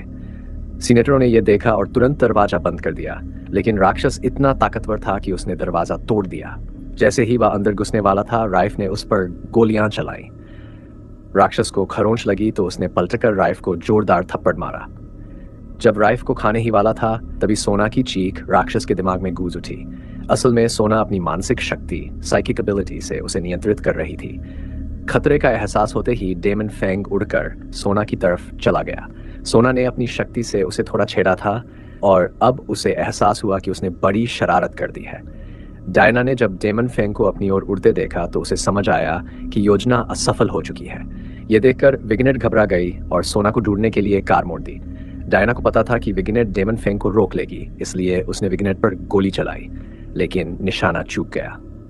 गोली की आवाज सुनकर क्रांतिकारी सेना ने भी जवाबी फायरिंग शुरू कर दी और इस तरह श्वेत सर्वोच्चता के सैनिकों पर न्याय का समय आ गया।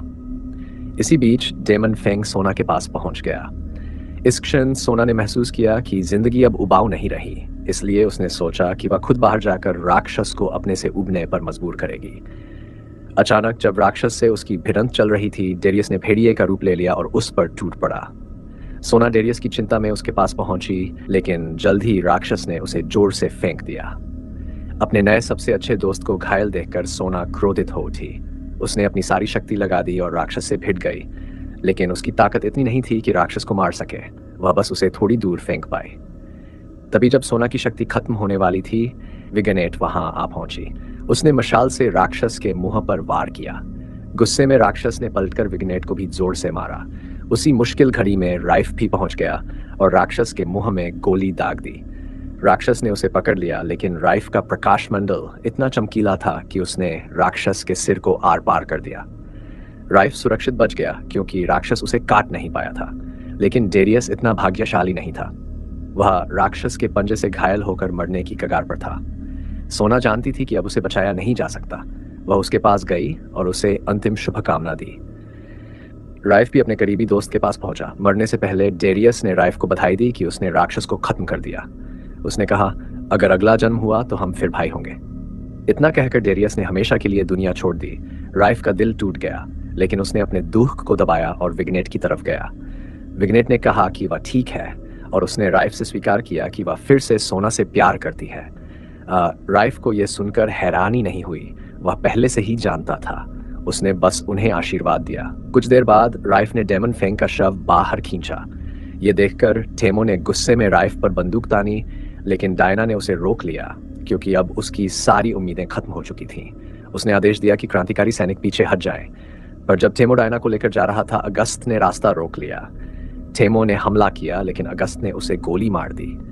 अगस्त ने घोषणा की, डायना की क्रांति का सफर यहीं खत्म होता है। यह सुनकर डायना बोली, इससे कोई फर्क नहीं पड़ता क्योंकि मेरे विचार अब हर जगह फैल चुके हैं। यह कहकर उसने खुद ही अपने गले पर छुरा रखकर जान दे दी। इसी दौरान पुलिस वहां पहुंची और स्थिति पर काबू पाया, लेकिन अबेद अभी जिंदा था। वह राइफ के पीछे छिपा और बदला लेने के लिए उस पर गोली चला दी, मगर तुरंत ही पास खड़े सार्जेंट राणा ने उसे सिर में गोली मार दी, अपने अपराध का प्रायश्चित करते हुए। 2 महीने बाद परियों को उनके फेरीलैंड वापस भेज दिया गया। इस तरह जून का राजनीतिक लक्ष्य पूरा हुआ। वह फिर अपने अभिनय के पेशे में लौट आया और राइफ भी पूरी तरह स्वस्थ हो गया। अब अस्सलम के बड़े बेटे की पहचान साफ हो चुकी थी। संसद ने राइफ को प्रधानमंत्री बनने के लिए आमंत्रित किया, लेकिन राइफ संसद में सिर्फ ये कहने आया था, मनुष्य और परियां समान हैं। अगर संसद ने जल्द ही अपना दृष्टिकोण नहीं बदला तो इस देश में व्यापार भी नहीं चल सकेगा। राइफ के भाषण से लोगों की सोच पूरी तरह बदल गई। इमेजेन और अगस्त की शादी सबके सामने खुशी से हुई। उधर फेरीलैंड में जादूगर मीमा ने विग्नेट और सोना की शादी करवाई। दोनों ने अपने लव बटन काटकर एक दूसरे को भेंट किए। फिर वे आसमान में उड़ गए और एक दूसरे को रोमांटिक अंदाज में चूमा। ये वही दृश्य था जिसे राइफ सबसे कम देखना चाहता था। इसलिए उसने बुल्गारिया छोड़ने का फैसला किया, अपने लिए एक सच्चा प्रेम ढूंढने की यात्रा पर। और यहीं पर फिल्म समाप्त होती है।